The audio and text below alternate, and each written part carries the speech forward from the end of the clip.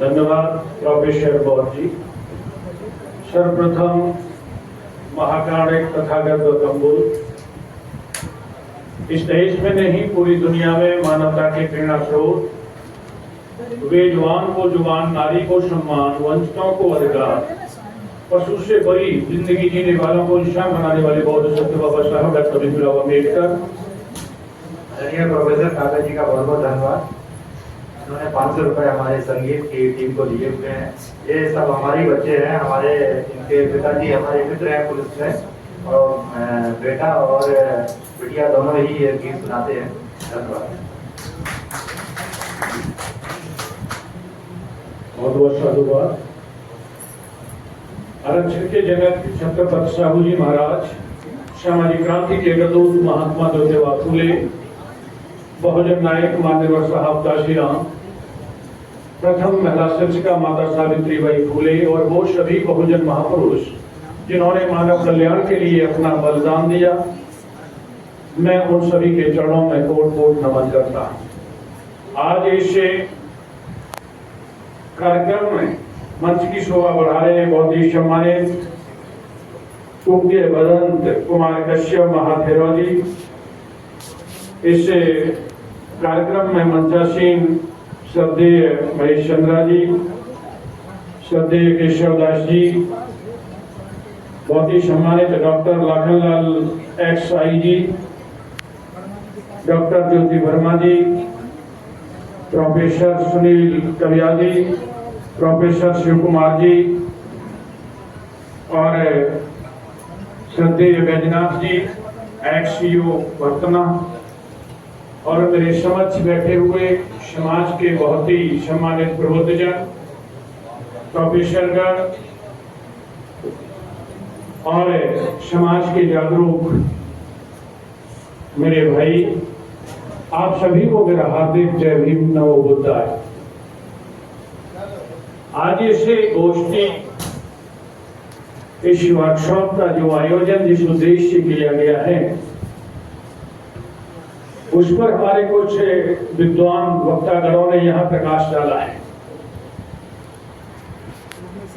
आज जो समय की आवश्यकता है, ऐसे अभी हमारे जो झांसी के जिलाध्यक्ष CVSS के डॉक्टर सुधीर अम्बेडकर कह रहे थे कि आवश्यकता बोलने की इस बात पर है कि जो समाज पर एलिगेशन लगा है, जो वर्तमान में एक गंभीर समस्या बन गया है, उस पर प्रकाश डालना है। लेकिन किसी भी बीमारी को का ट्रीटमेंट करने से पहले उसका डायग्नोस करना जरूरी होता है। इसलिए कोई भी एक अच्छा डॉक्टर बिना डायग्नोस किए हुए ट्रीटमेंट नहीं देता है। तो ये जो एक प्रेजेंट सिनेरियो जो उभर के आया है, उसमें एक बड़ी समस्या इस बहुजन समाज के लिए क्रिएट हुई है।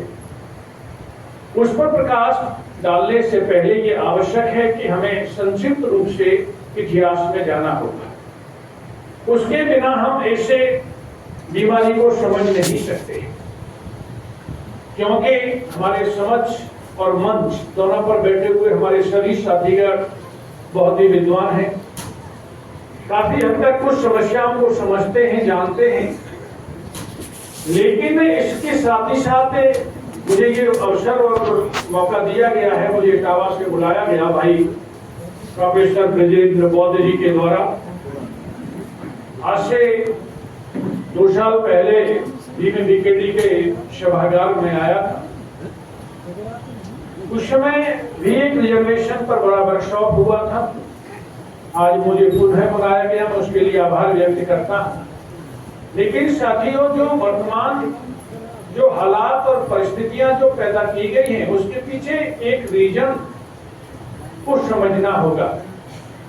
रीजन ये है कि देश में वो लोग जिन्हें बोलने का अधिकार नहीं था, वो जुबान लड़ाने लगे। जिन्हें लड़ामनी पे बैठा के उनसे मोहल्ले की बात ली जाती थी, आज वो सोफा और कुर्सी पर बैठने लगे। जिन लोगों को पढ़ने का अधिकार नहीं था, वो पढ़ाने लग गए।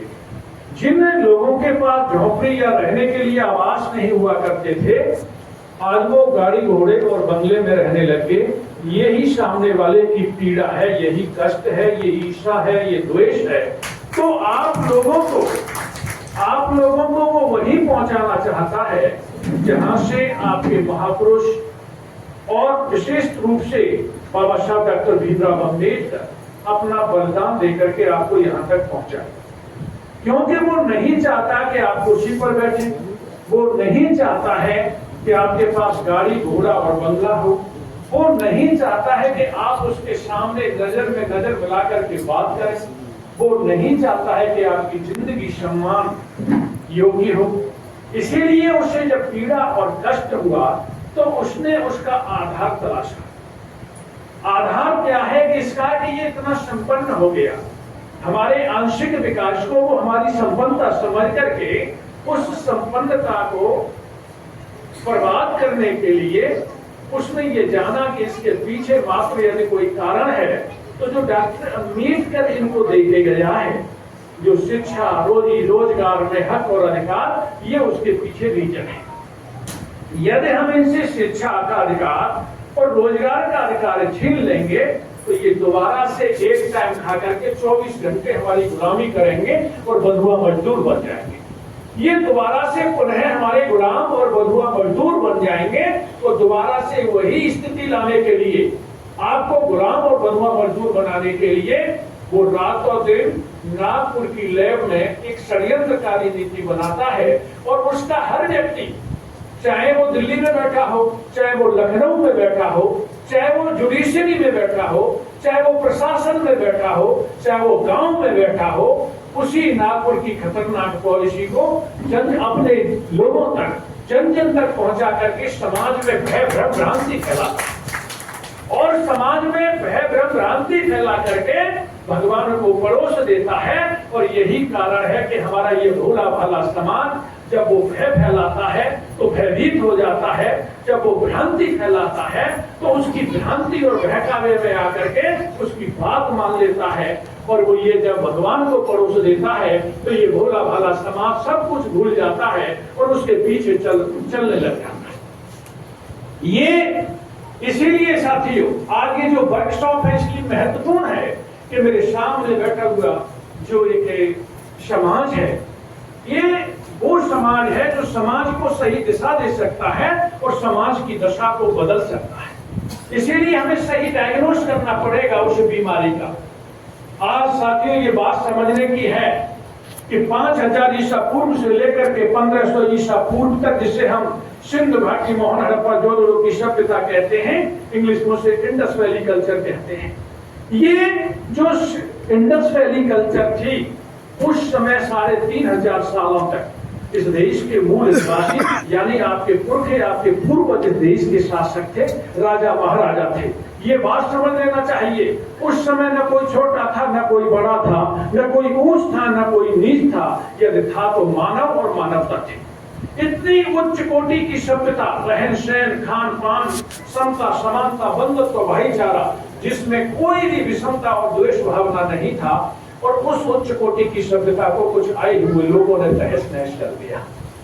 और तहस नहस करने का जो फॉर्मूला था जो वर्तमान में लागू है वही उन्होंने उस समय लागू किया था। कौन सा फॉर्मूला था? उन्होंने वही था कि आपकी रियासतों को, आपके रजवाड़े को या आपके इस पूरे शासन और सत्ता को जो उस समय आपके पूर्वज कायम थे, उन्होंने आपस में डिवीजन करने का काम किया। डिवाइड एंड रूल्स के तहत उन्होंने बांटा तो हमारा समाज बट गया, उन्होंने लड़ाया तो हमारा समाज लड़ गया। इसीलिए उन्होंने इंडस वैली कल्चर को खत्म करके अपना साम्राज्य स्थापित कर लिया। ठीक वही नीति आज भी चल रही है, उसे हमें समझने की आवश्यकता है। तमाम अभी प्रोफेसर बहुत बता रहे थे कि इसमें हर समाज का व्यक्ति बैठा हुआ है, तो ये बात सही है कि सकारात्मक सोच के तहत जो व्यक्ति किसी भी जात, वर्ग, धर्म, संप्रदाय का हो, जात आधारित सोच न रख करके मानव आधारित सोच रखेगा तो वो उसको सही तरीके से समझ पाएगा। उनको ये समझने, क्योंकि यहाँ इस देश में ये बात समझने की है कि जब 1500 ईसा पूर्व के बाद जब उन्होंने अपना साम्राज्य स्थापित कर लिया था, तो इस सिस्टम को चलाने के लिए उन्हें कुछ समाज को अलग अलग वर्गों में बांटना था। तो पहले उन्होंने वर्णीय व्यवस्था को दिया। जब उन्होंने वर्ण बनाए थे तो ये परमानेंट व्यवस्था नहीं थी। परमानेंट व्यवस्था नहीं थी, यानी वो चेंजेबल थी कि यदि कोई जैसे किसान का बेटा है और यदि वो डॉक्टर हो जाता है तो उसका जो है वर्ण बदल जाएगा। जैसे यानी ऐसे समझ लीजिए कि यदि ब्राह्मण का बेटा है और उसके बाद में वो शूद्र का काम करने लगा तो उसका वर्ण बदल जाएगा। शूद्र का है और ब्राह्मण का काम करने लगेगा तो उसका वर्ण बदल जाएगा। यानी वो परमानेंट व्यवस्था नहीं थी। पर पहली जो 100 साल तक वर्णीय व्यवस्था थी वो चेंजेबल थी। उसके बाद जो व्यवस्था आई वो गुरुकुल व्यवस्था थी। इसमें गुरुकुल व्यवस्था में बड़ी व्यवस्था क्या थी?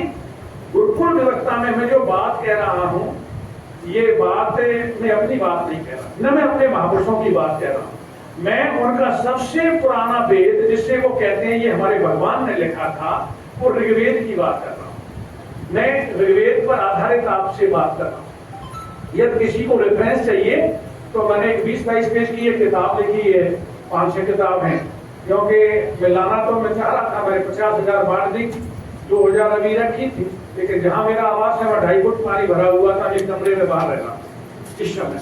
तो रियल में मैं समाज को से दे रहा हूं उसे समझाने के लिए कि ये मेरी बात नहीं है, ये आपकी बात है। और आपकी कौन सी बात है? मैं ये उस बात को कहना चाह रहा हूं जो आपने कही है। मैं जो डाटा देता हूं ना, मैं अपने डाटा नहीं देता, जो भारत सरकार और राज्य सरकार डाटा देती है मैं उसी को अपने समाज के लोगों को बताता हूं कि वर्तमान परिदृश्य क्या है। तो मैं उस बड़ी व्यवस्था की बात करता हूं। तो गुरुकुल व्यवस्था में क्या था कि कोई भी बच्चा 1 से 12 तक गुरुकुल में पढ़ेगा। जब 1 से 12 तक पढ़ेगा, पढ़ने के बाद उसकी परीक्षा ली जाएगी और परिणाम के आधार पर, उसके मार्क्स के आधार पर, उसके IQ लेवल के आधार पर गुरु डिसाइड करेगा कि इसका वर्ण क्या है। इसको कहते थे गुरुकुल व्यवस्था। ये गुरुकुल व्यवस्था में भी गुरु डिसाइड करता था वर्ण। लेकिन फिर उन्होंने ये सोचा, स्टेप बाय स्टेप चला, ये 100 साल तक चली। फिर उन्होंने सोचा, ये 1200 ईसा पूर्व की बात बता रहा हूं, फिर उन्होंने सोचा कि इसे चेंज करो। अब तीसरा जो 100 साल का पीरियड था तो उन्होंने कहा कि गुरु डिसाइड नहीं करेगा वर्ण, बच्चे का फादर डिसाइड करेगा कि मेरा वर्ण ये है। यानी उस गुरुकुल में एडमिशन कराने से पहले उसका फादर ये बताएगा कि मेरा वर्ण ब्राह्मण है और उसके आधार पर ये डिसाइड होगा कि आगे आगे आने वाली पीढ़ी का वर्ण क्या होगा। तो उन्होंने सारे लोगों ने एक, जैसे ना वहां नागपुर में सलाह कर ली जाती है, फिर पूरे देश में एक आवाज कोई की तरह लगाई जाती है तो पूरा देश का काम करने लगता है। मेरी बात समझ रहे हो नहीं? वो कौन सी बात है कि यदि वो कहता है कि कोरोना दूर हो जाएगा, आपको थाली और बेला बजाना है, तो ये सामने बैठे हुए अम्बेडकरवादी और बाबा साहब के अनुयायी और बुद्ध के अनुयायी भी सब घंटा बजाते हैं, कोई थाली बजाता है, कोई बेला बजाता है। सारे लोग 100% नहीं, तो मैं कहता हूँ देश के 90% लोगों ने थाली और बेला बजाई थी। तो वही सिस्टम उन्होंने क्या काम किया, सदा कर ली और उन्होंने कहा कि सबको अपना वर्ण उच्च वर्ण लिखवाया। फिर उसके बाद जब उसके फादर ने उस वर्ण को लिखवाया तो ये 100 साल तक व्यवस्था चली। जब ये तीसरी वर्णीय व्यवस्था का पीरियड था, 3rd स्टेप ऑफ वर्णीय व्यवस्था। फिर उसके बाद में उन्होंने कहा कि जो 100 साल बाद कि उसके बाद उस वर्णीय व्यवस्था को परमानेंट व्यवस्था में लाने के लिए 100 साल उन्होंने और लगाए और उसके बाद उस वर्णीय व्यवस्था को स्थायी वर्णीय व्यवस्था में परिवर्तित कर दिया। ये बात हमारे समाज और सभी समाज के लोगों को समझ लेनी चाहिए कि वर्ण कहां से चल करके कहां स्थायी हुआ है। और उसके बाद ये जाति व्यवस्था, वर्णीय व्यवस्था, ये हम कह सकते हैं कि वर्णीय व्यवस्था में इतना जाति, इतना वो भेद या द्वेष और या फिर ईर्ष्या नहीं थी। लेकिन कहां से ये पैदा हुई? ये जाति व्यवस्था से पैदा हुई। ये कहां से पैदा हुई? ये वहां से पैदा हुई कि जब 185 ईसा पूर्व में 10वें मौर्य शासक राजा बृहद्रथ की हत्या करके पुष्यमित्र शुंग मार करके स्वयं जब राजा बन जाता है तो उसके बाद में सारे बौद्ध साहित्य को जला देता है, बौद्ध भिक्षुओं को मरवा देता है और बुद्ध विहारों को तोड़वा देता है। और उसके बाद में अमानवीय गणित, गैर बराबरी, असमानता पर आधारित मनवादी व्यवस्था को लागू कर देता है और वहीं से जाति व्यवस्था शुरू होती है और इससे देश के मूल निवासी को 6743 जाति में बांट करके इंसान से इंसान को और भाई से भाई को अलग कर दिया जाता है। ये जातीय व्यवस्था का जो विस्तार है 185 ईसा पूर्व के बाद शुरू होता है और किसी को छोटा, किसी को बड़ा, किसी को नीच, किसी को ऊंच बना दिया जाता है और देश के मूल निवासी जिसको कभी राक्षस, कभी असुर, कभी शूद्र और वर्तमान में संवैधानिक रूप से इनको SC, ST और OBC कहा जाता है, इन लोगों ने उनकी गलत व्यवस्था को स्वीकार कर लिया। कभी भी ये ध्यान रखो, उन लोगों को गाली न दो कि जो तुमसे उन्होंने कुछ गलत परोसा, तुमने उस गलत को एडॉप्ट कर लिया। हमारा समाज भी उतना ही दोषी है। जैसे कोई मार्केट में दुकान है, झांसी के बीकेटी चौराहे पर कोई दुकान खराब सामान बेच रही, अब वो ये बड़ा मार्केट है, आप एक बार धोखा खा सकते हो, एक बार कि आपने गलत दुकान से खराब सामान को खरीद लिया, लेकिन उसके बाद भी बार बार उस खराब दुकान से खराब सामान खरीद करके आप अपने स्वास्थ्य को बर्बाद कर रहे हो, यानी अपनी वैचारिकी को नष्ट कर रहे हो। तो इसका मतलब सामने वाला दुकानदार जितना दोषी है उससे ज्यादा कहीं क्रेता दोषी है। क्रेता माने आप खरीदार दोषी है जो खराब दुकान से खराब सामान खरीद करके अपने स्वास्थ्य को बर्बाद कर रहा है। ये बात समझने की है साथियों। यदि उन्होंने कुछ आपको गलत दिया तो हमारे समाज के लोगों ने उस गलत को स्वीकार कर लिया। इस जाति व्यवस्था को एक रूप से और भी समझने की आवश्यकता है कि जब उन्होंने परमानेंट व्यवस्था कर दी थी और पुष्पवित्त शुंग के बाद में जाति व्यवस्था एक विकराल रूप धारण करने लगी, तो साथियों ये समझने की जरूरत है। तो उसमें जिसको शूद्र कहा जाता है, जिसमें OBC कभी ये स्वीकार नहीं किया कि मैं शूद्र हूँ, कुछ चंद पढ़े लिखे लोगों ने स्वीकार किया और विशेष रूप से एक स्टेप तब आया स्वीकार करने का, उससे पहले नहीं कि एक OBC के मुख्यमंत्री हुए तो उनकी कुर्सी गाय के पेशाब से पवित्र की गई थी। तो कुछ लोगों के वो जब कहने लगे कि अब मैं तो जानता ही नहीं था कि मैं शूद्र हूँ, अब मेरे समझ में आ गया कि मैं शूद्र हूँ। ये बात समझने की, समझ में कुछ लोगों के को झटका खाने के बाद आता है। झटका खाने के बाद मैं इसलिए कह रहा हूँ कि जब राम नरेश यादव मुख्यमंत्री थे इस स्टेट में, तो उन्होंने पिछड़ों के लिए 15% आरक्षण किया था। उस 15% आरक्षण का विरोध सबसे पहले इस स्टेट में करने वाला कोई देता था तो उन्हीं के पिताजी थे। तो ये समझने की बात है, क्योंकि ये बहुत ही लोगों को ये क्लियर हो जाना चाहिए कि बीमारी बढ़ाने वाले हैं वो हमारे लोग होते हैं। तो वो भी शूद्र थे। तो शूद्र का ये समझने का है कि जब उन्होंने 4 वर्णीय व्यवस्था में समाज को बांटा और जातियों में समाज को बांटा, तो ये शूद्र में जो कैटेगराइजेशन है वो कहां से पैदा हुआ। उनको टचेबल था, एक अनटचेबल था। टचेबल शूद्र वो था जो उनकी बात को इजीली मान लेता था। तो उन्होंने कहा कि तुम हमारे घर के काम कर सकते हो, तुम हमारे घर में अंदर आ सकते हो, हमारे साथ बैठ सकते हो, तुम टचेबल हो। अनटचेबल तो वो क्या हो गया, वो OBC हो गया जो टचेबल शूद्र था। अनटचेबल शूद्र में 2 डिवीजन हुए। एक अनटचेबल शूद्र वो था, उन्होंने कहा हम तुम्हारी बात नहीं मानेंगे, बोले गांव के बाहर बसा दो। तो वो हो गया शेड्यूल्ड कास्ट। बोले तुम हमारे सेवक रहोगे लेकिन हमारे घर के परिवार के काम नहीं कर सकते, तुम हमारी सेवा करोगे लेकिन हमारे वो काम करोगे जो हमारे घर के बाहर के होंगे। वो थे अनटचेबल शूद्र यानी शेड्यूल्ड कास्ट के लोग, जिन्होंने उनकी बात को स्वीकार भी नहीं किया, माना भी नहीं, और वो जंगल की तरफ उनका विरोध करने के लिए चले गए। जिन्होंने लाठी उठा ली, बंदूक उठा ली, उनको कहते हैं शेड्यूल्ड ट्राइब, उनको कहते हैं आदिवासी। तो ये भी समझने की जरूरत है कि शेड्यूल्ड ट्राइब कौन है, शेड्यूल्ड कास्ट कौन है और OBC कौन है सब ये शूद्र। तो ये शूद्र का जो डिवीजन है, इस बात को हमें नहीं समझेंगे जब तक रिजर्वेशन का मतलब समझ में नहीं आएगा।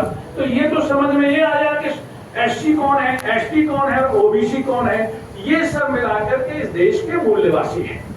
इस देश के मूल निवासियों उन्हें यह भी गर्व होना चाहिए कि 3500 सालों तक उनके पुरखे, उनके पूर्वज इस देश के राजा महाराजा थे। उन्हें किस तरीके से इस राज को, इस शासन को छीना है, उस इतिहास से हमें सीख लेने की आवश्यकता है। ये संक्षिप्त में बताया, इसका डिटेल में जब कैटर देता हूं तो डिटेल, क्योंकि भाई अम्बेडकर ने मुझे वांटअप किया हुआ है कि बात वर्तमान गंभीर मुद्दे पर होनी है। अब बात रिजर्वेशन की आती है, तो अभी हमारे डॉक्टर वर्मा बता रहे थे reservation is a process of nation building. Reservation is a process of nation building. ये राष्ट्र निर्माण की प्रक्रिया है।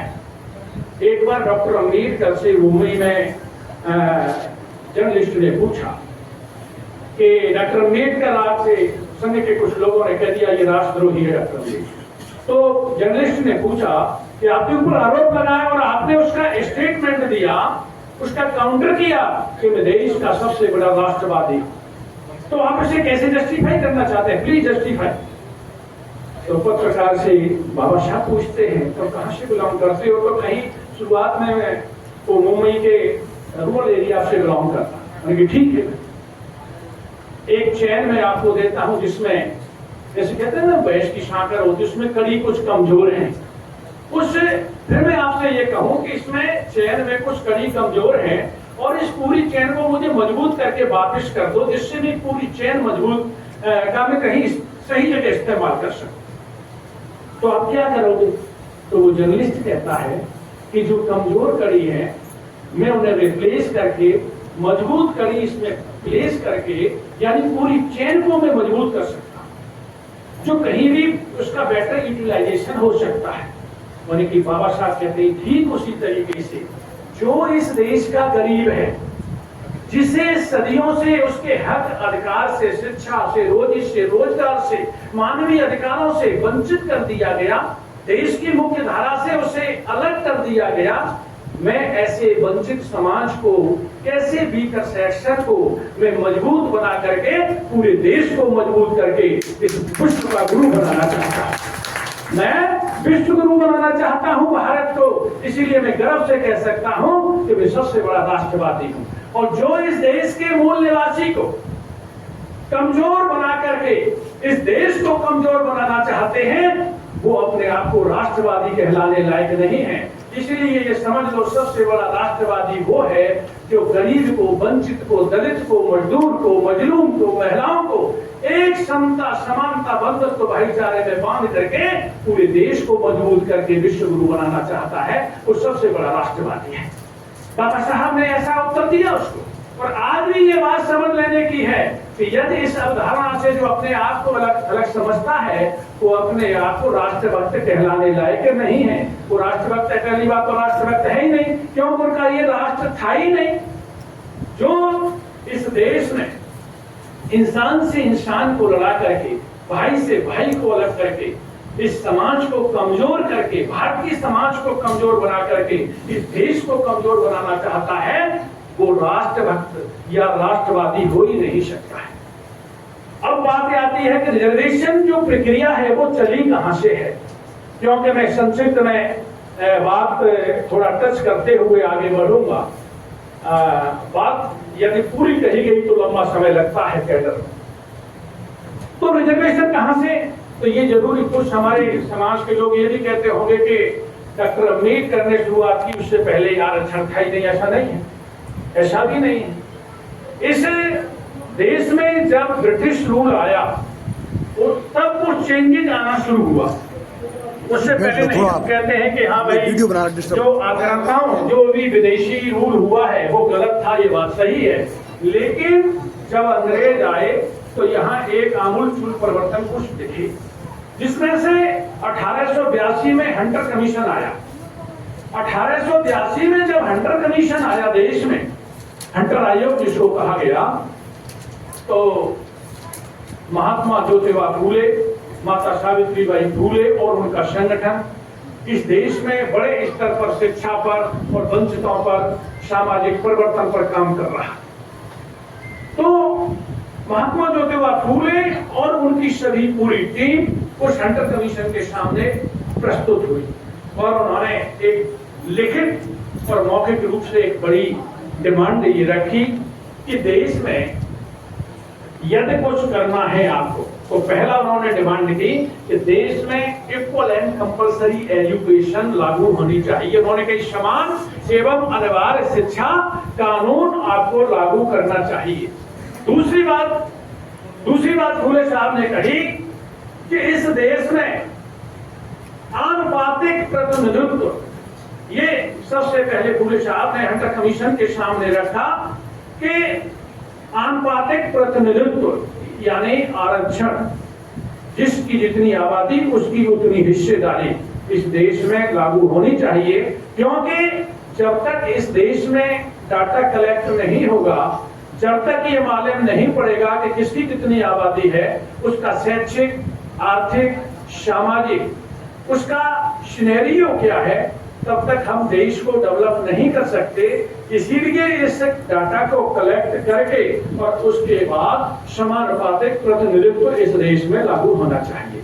ये बात हंटर कमीशन के सामने सबसे पहले महात्मा ज्योतिबा फुले साहब ने रखी। जब उन्होंने इस बात को रखा और ये अंग्रेजों ने इस प्रक्रिया को आगे बढ़ाया, तो उन्होंने कुछ 1909 जो भारत सरकार अधिनियम 1909 में आरक्षण के कुछ प्रावधान किए थे, लेकिन उससे पहले कोल्हापुर नरेश महाराज छत्रपति साहू जी महाराज ने 1902 में अधिकृत रूप से पिछड़ों के लिए आरक्षण की व्यवस्था की थी। उससे पहले 1902 से पहले भी आरक्षण अंग्रेजों ने दिया था, लेकिन वो जो एक छुटपुट था उसका कोई गवर्नमेंट अधिकृत कोई ऑर्डर नहीं था, क्योंकि सबसे पहले अधिकृत ऑर्डर कोल्हापुर नरेश छत्रपति साहू जी महाराज ने कर करके दलित और पिछड़ों के लिए जब प्रतिनिधित्व दिया, 50% रिजर्वेशन दिया, इसीलिए उनको फादर ऑफ रिजर्वेशन कहा जाता है। Father of reservation Chhatrapati Sahu ji Maharaj को इसलिए कहा गया क्योंकि उन्होंने 1902 में सबसे पहले दलित और पिछड़ों के लिए आरक्षण की व्यवस्था की थी, शिक्षा में और रोजगार। ये बात जब आगे बढ़ती है तो 1909 में भारतीय सरकार अधिनियम के तहत ब्रिटिश रूल ने प्रतिनिधित्व देने का काम किया। उसके बाद 1919 का जब भारत सरकार अधिनियम आया तो उसमें और इम्प्रूवमेंट किया गया, 1929 में और किया गया भारत सरकार अधिनियम में। तो 1930 में जाकर के गोलमेज सम्मेलन होता है लंदन में। जब 1930 में गोलमेज सम्मेलन होता है, वहां पर पूरे देश नहीं दुनिया के एक कॉन्फ्रेंस होती है पॉलिटिशियंस की, तो बाबा साहब 1930 के फर्स्ट गोलमेज सम्मेलन में जाते हैं। तो यहाँ के तमाम दलित और आरक्षण विरोधी जो लोग थे, जो आपके विरोधी थे, आपके दुश्मन थे, उनको ये पीड़ा होने लगती है कि डॉक्टर अम्बेडकर जा रहे हैं, पता नहीं कौन सी बला कौन सी आफत खड़ी करके आएंगे, क्योंकि बाबा साहब जहाँ खड़े हो जाते थे अपने तर्क से, अपने ज्ञान से अपनी बात को मनवा लेते थे।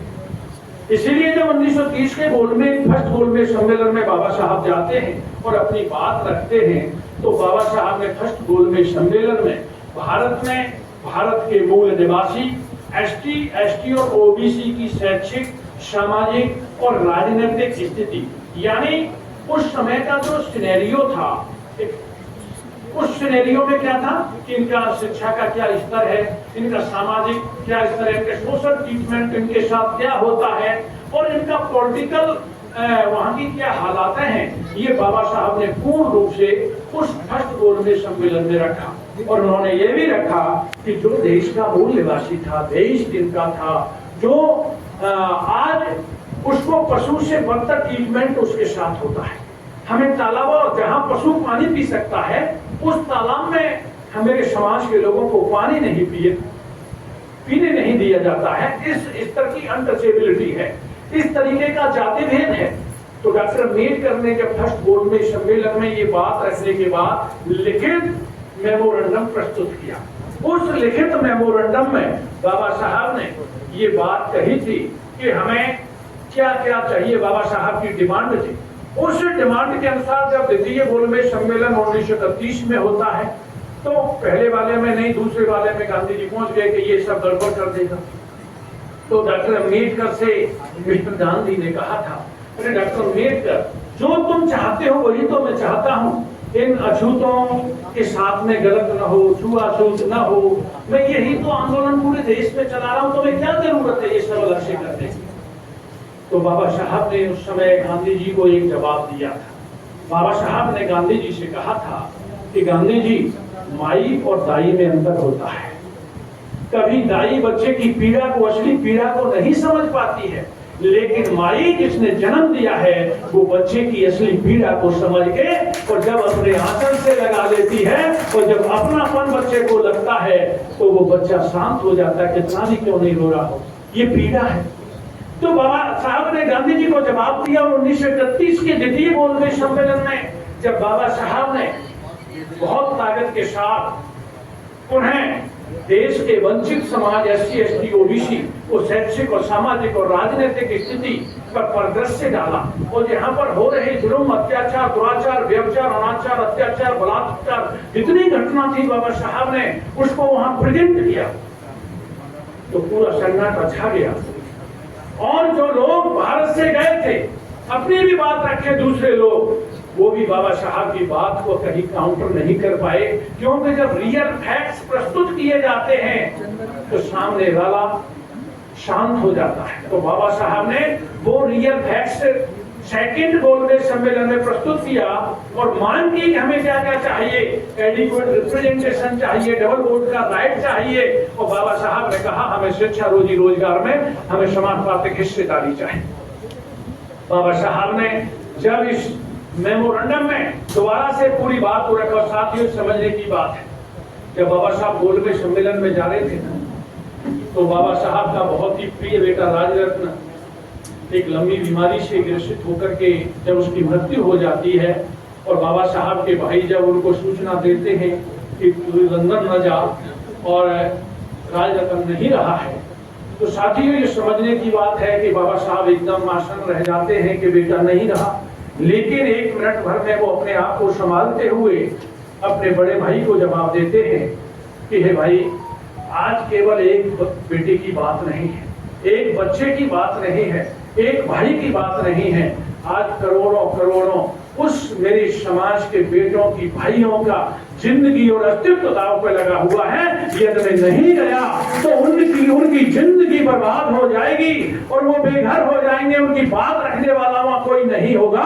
वो हजारों, आगे आने वाले हजारों सालों तक वो घुट घुट कर जिएंगे, पशु से बदतर जिंदगी जिएंगे।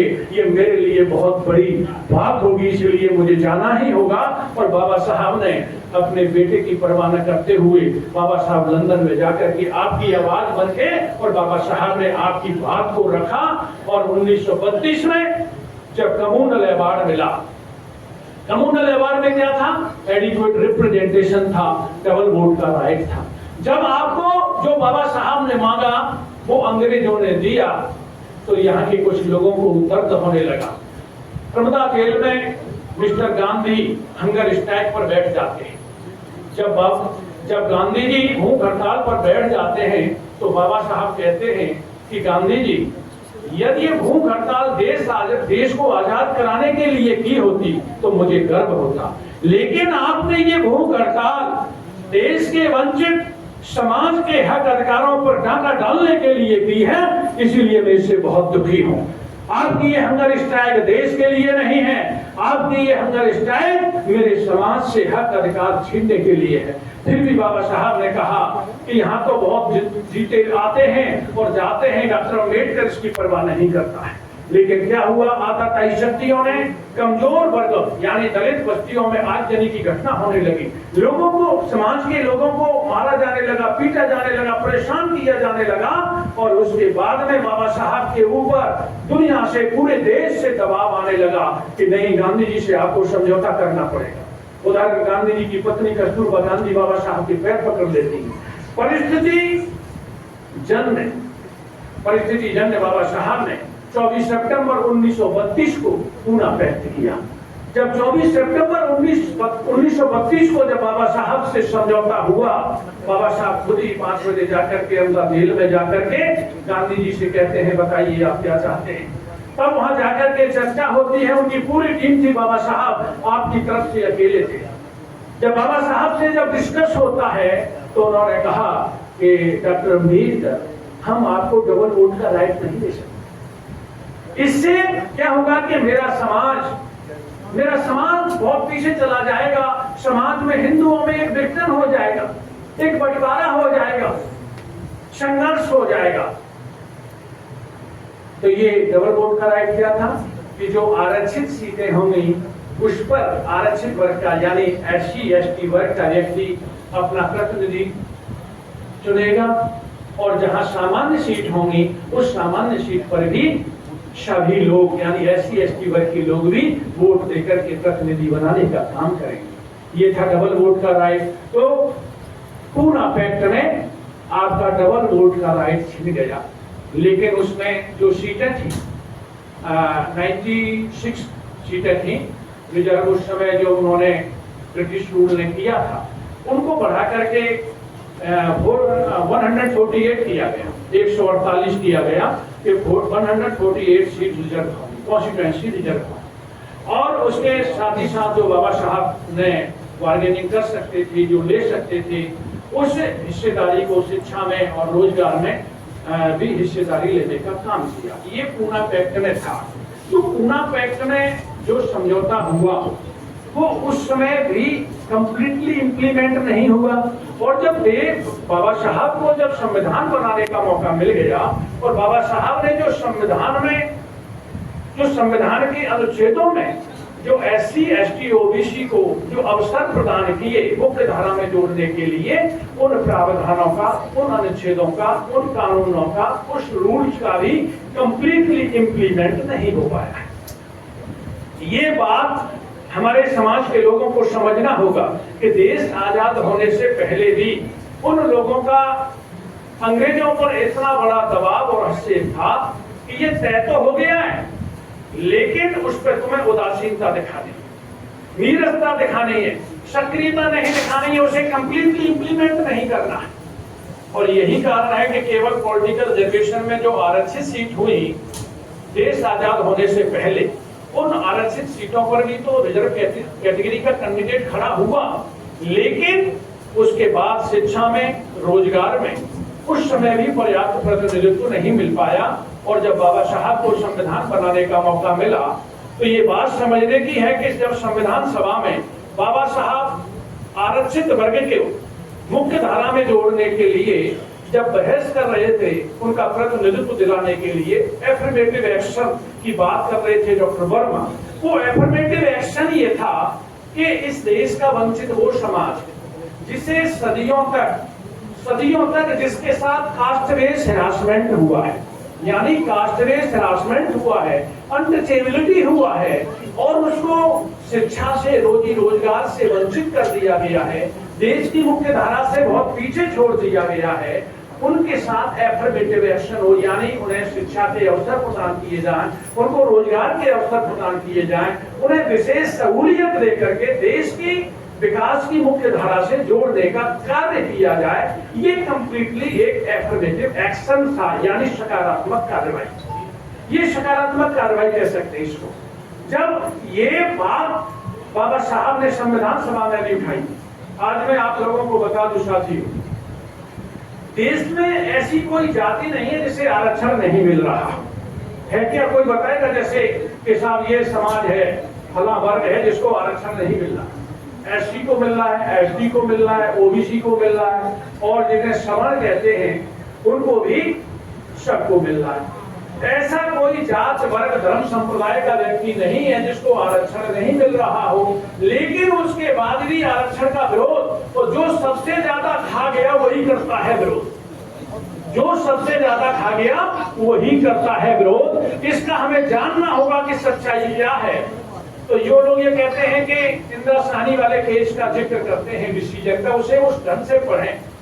इंदिरा साहनी वाला केस हो, ईवी चनैया का मैटर हो, चाहे जितने भी सुप्रीम कोर्ट के मैटर आए, चाहे हमारा भारतीय संविधान हो, ये सब मिलाकर के इनका लबोलुआब क्या है। मैं यदि अंग्रेज की बात करूं कि इंदिरा साहनी केस को ऐसा माना जाता है कि रिजर्वेशन के केस था, लेकिन इंदिरा साहनी केस में भी ये कहा गया है कि इसको सर्वे कराइए कि इनका रिप्रेजेंटेशन कितना है। इंदिरा साहनी केस में ये कहा गया है कि इनके एडिक्वेट रिप्रेजेंटेशन का डाटा कलेक्ट किया जाए। इंदिरा साहनी केस में ये कहा गया कि इनकी बैकवर्डनेस का डाटा कलेक्ट किया जाए। इंदिरा साहनी केस में ये कहा गया है कि इनकी एफिशिएंसी का डाटा कलेक्ट किया। तीन चीजें कही गई। और यही पदोन्नति में जब आरक्षण वाला मुद्दा चल रहा था तो यही कोर्ट ने उस समय कहा था, इंदिरा साहनी केस का रेफरेंस देते हुए, इंदिरा साहनी केस में ये डाटा मांगा गया है, स्टेट यानी केंद्र हमें ये डाटा उपलब्ध कराए।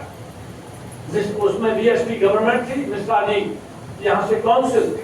3 डेट में, क्योंकि हमारा भी इंटरमेन था, 3 डेट में ये बात, 3 डेट में उसने डेट बढ़ाई कोर्ट ने कि हमें डाटा दीजिए। कौन सा डाटा?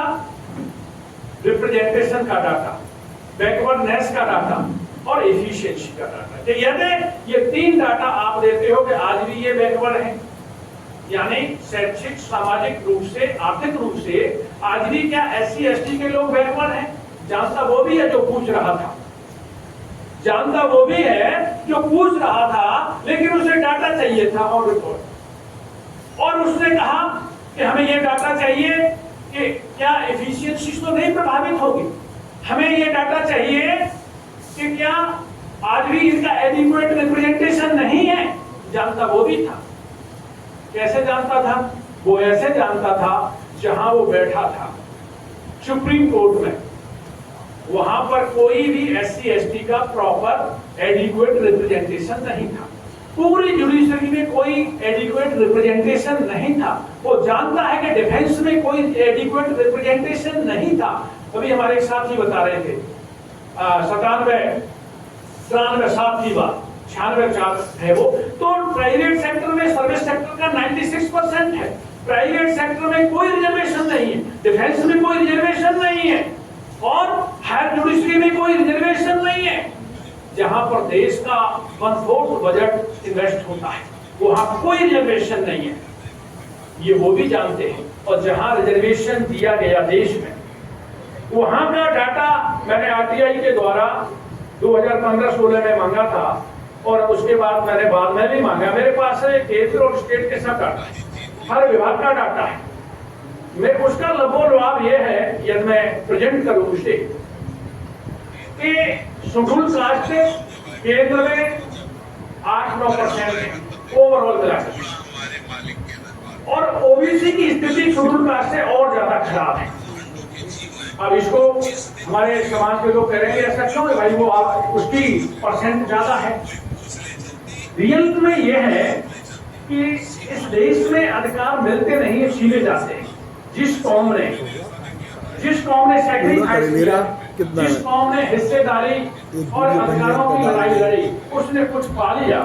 और जिसने ये समझा कि हम तो बैकवर्ड है ही नहीं, हम शूद्र है ही नहीं, हम पिछड़े है ही नहीं, ये बात तो उनके नेता पटेल ने भी कही थी बाबा साहब से। जब बाबा साहब संविधान सभा में, जब बाबा साहब ने रिजर्वेशन पर अपना स्पीच दिया, तो पहले पटेल साहब ने अपने एक साथी को भेजा कि डॉक्टर अम्बेडकर से कहो कि संविधान से आरक्षण वाली बात हटा दी जाए। बाबा साहब के पास KM मुंशी गए, बाबा साहब के पास दूसरे लोग गए, तो बाबा साहब से कहते हैं कि पटेल साहब ने कहा है कि डॉक्टर अम्बेडकर आरक्षण के मुद्दे को उससे हटा दें, क्योंकि इससे देश में हिंदुओं में बंटवारा हो सकता है, इसमें आगे भविष्य में जाकर के संघर्ष हो सकता है।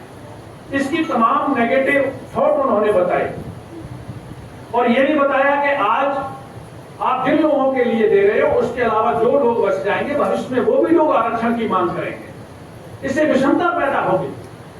बाबा साहब ने कहा कि ऐसा संभव नहीं है, जब तक डॉक्टर अम्बेडकर जिंदा इस मुद्दे से पीछे नहीं हट सकता। उसके पीछे में बाबा साहब ने रीजन दिया, और जब बाबा साहब ने रीजन दिया तो पटेल साहब खुद बाबा साहब के पास आकर के कहते हैं कि डॉक्टर अम्बेडकर, मैंने मैसेज किया था लेकिन आपने बात मेरी नहीं मानी। बाबा साहब ने अपना कंप्लीटली प्रेजेंटेशन जब उनके सामने प्रस्तुत किया कि ऐसा क्यों कह रहा हूं मैं, इसकी क्यों जरूरत है, तो पटेल कहते हैं कि भाई सब बात आपकी ठीक है, हम दूसरे तरीके के प्रावधान कर सकते हैं, लेकिन आरक्षण वाले मुद्दे को हटा दीजिए। तो बाबा साहब कहते हैं ऐसा संभव नहीं है, मैंने इस्तीफा टाइप करके रखा है, आप इसको लेकर के जाइए, मुझे वहां से संविधान सभा से हटा दीजिए, मुझे वहां से अलग कर दीजिए, मुझे उसकी जरूरत नहीं है, लेकिन मैं रहूंगा तो ये मुद्दा रहेगा। बाबा साहब ने दमदारी के साथ जब ये बात कही और इस्तीफा पटेल जी के हाथ में पकड़ा देते हैं, तो पटेल जी उठते समय कहते हैं कि मैं जिद्दी जरूर हूं लेकिन इतना मूर्ख नहीं हूं कि मैं अम्बेडकर की अहमियत को इस देश में न समझ पाऊं और उनके इस्तीफे को फाड़ करके वो हमसे चले जाए। इसलिए डॉक्टर अम्बेडकर ने उस कॉन्स्टिट्यूशनल असेंबली में ये बात रखते हुए कही थी कि जिन जातियों के जिस समाज के साथ एक लंबे समय तक जात भेद हुआ, कास्ट बेस्ड हरासमेंट हुआ, जिनके साथ छुआछूत हुआ, जिनको सारे मानवीय अधिकारों से, शिक्षा, रोजी रोजगार से वंचित करके देश की मुख्य धारा से बहुत पीछे छोड़ दिया गया है, उनको आप मुख्य धारा में जोड़ करके देश को मजबूत करना क्यों नहीं चाहते हो? बाबा साहब ने जब ये बात रखी तो कॉन्स्टिट्यूशनल असेंबली में ज्यादातर साइलेंस हो गए लोग, और उसके बाद बाबा साहब ने ये बात समझने की है साथियों कि जब बात रिजर्वेशन की आती है तो फंडामेंटल राइट पे आर्टिकल 15 और 16(4) में बाबा साहब ने ये प्रावधान किया, क्योंकि जब रिजर्वेशन की बात 10 साल की हमारे साथी बता रहे थे कुछ लोग करते हैं, तो reservation in service and post जो कहा गया है, reservation in service and post, जो बात कही गई है कि इनको जात, धर्म, संप्रदाय, लिंग के आधार पर किसी भी अवसर से इनको वंचित नहीं किया जाएगा। जब ये बात कही गई है कि इनको एक विशेष अवसर देकर के मुख्य धारा में जोड़ने का काम किया जाएगा, तो ये संवैधानिक प्रावधान जो लोग बताते हैं 10 साल का, वो पॉलिटिकल रिजर्वेशन वाला मैटर है, जो हमारे एक साथी ने भी कहा था। क्योंकि पॉलिटिकल रिजर्वेशन की जो बात है वो ये समझ लो कि वो आर्टिकल 330 से लेकर 335 के मध्य दी गई है, जिसमें शेड्यूल कास्ट के लिए, शेड्यूल ट्राइब के लिए इस तरीके का प्रावधान है। लेकिन जो 15(4) में कहा गया, 15(4) में जैसे अभी डिसीजन आया है, रिजर्वेशन का जो जिक्र है वो 15(4) में स्पष्ट रूप से एक बात कही गई है कि बाबा साहब ने एक अनुसूची तैयार की कि ऐसी कौन सी जातियां हैं जिनके साथ कास्ट बेस्ड हरासमेंट हुआ है, ऐसी कौन सी जातियां हैं जिनके साथ एक जैसा अमानवीय व्यवहार हुआ है, यानी दुराचार, व्यभिचार, अनाचार, अत्याचार, ऐसी कौन सी जातियां हैं जिनके साथ एक लंबे समय तक छुआछूत हुई है, अनटचेबल बनाया गया है। वो कौन सी थी? वो एक अनुसूचित सूची थी, अनुसूचित शेड्यूल कास्ट वाली सूची थी कि यानी वो होमोजीनियस बाई कास्ट को मिला करके एक कास्ट बनाई गई। तो कास्ट और बाई कास्ट का भी मतलब समझ लेना चाहिए। तो होमोजीनियस बाई कास्ट को मिला करके एक कास्ट बनाई गई, शेड्यूल कास्ट। तो ये वो कास्ट है जिसमें क्लासिफिकेशन नहीं किया जा सकता है, ये आर्टिकल 15(4) में निहित है।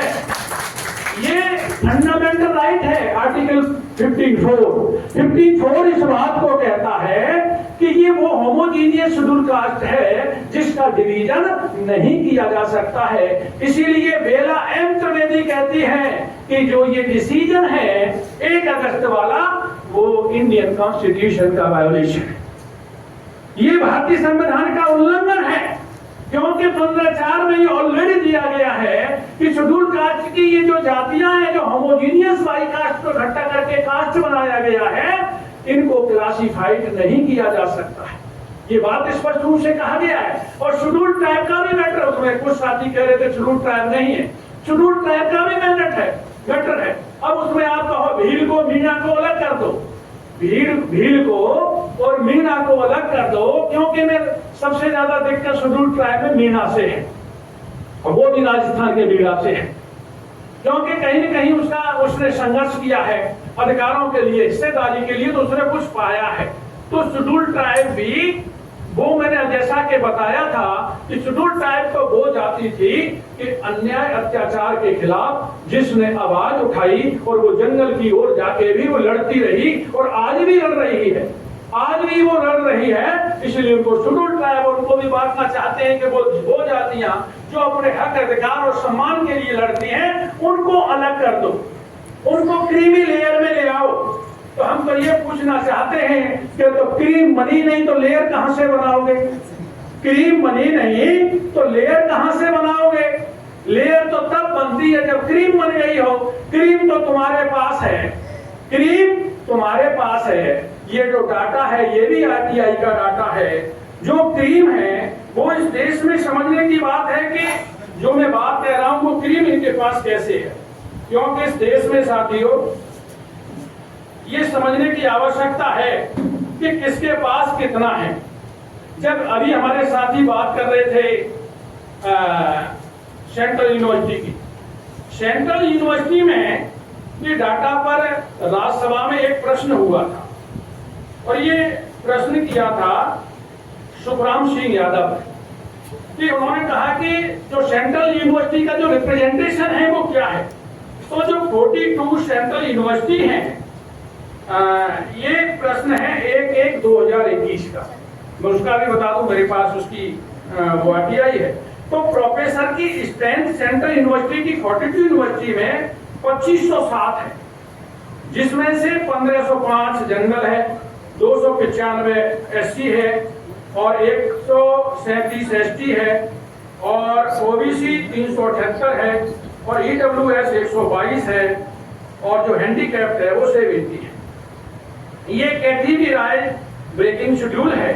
और उसके बाद एसोसिएट प्रोफेसर 5024 में से जनरल 2980 है, एससी 603 है, 295 एसटी है। ये ऑथेंटिकल डाटा बता रहा हूं मैं जो भारत सरकार ने दिया।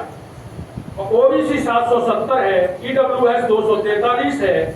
ईडब्ल्यूएस इतना फास्ट गति से हुआ है कि उसका 2 साल में इतना बड़ा इंप्लीमेंट कि ये 72 साल में भी एससी एसटी ओबीसी के लिए नहीं हो पाया। इतना बड़ा इंप्लीमेंट ईडब्ल्यूएस के लिए। और उसके बाद असिस्टेंट प्रोफेसर की 10,877 स्ट्रेंथ है, यानी सृजित पद को कहते हैं स्ट्रेंथ। 10,877 में से 5,751 जनरल, 1,369 एससी, 709 एसटी और 2,205 ओबीसी और ईडब्ल्यूएस 624 और पीडब्ल्यू मतलब हैंडीकैप 318। यदि हम इसका पूरे जैसे 42 सेंट्रल यूनिवर्सिटी हैं, 3 संस्कृत सेंट्रल यूनिवर्सिटी हैं, एक इंदिरा गांधी जिसे इग्नू कहते हैं, मतलब 45 सेंट्रल यूनिवर्सिटी का मैं परसेंट यदि आपको बताऊं तो जो जनरल का रिप्रेजेंटेशन है वो 74.26% है।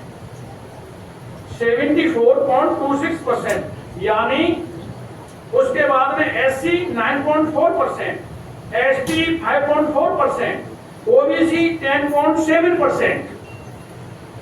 अब आपने देख लिया 85 को कितना मिल रहा है, 85 को कितना मिल रहा है, 15 और 9 24, 25 मान लो 25 हो गया होगा, एक आध और भर्ती हो गया होगा बदल। यानी जो इस देश में जिसकी आबादी 85% है उसको वो 25% है और जिसकी आबादी 15% है वो 75%।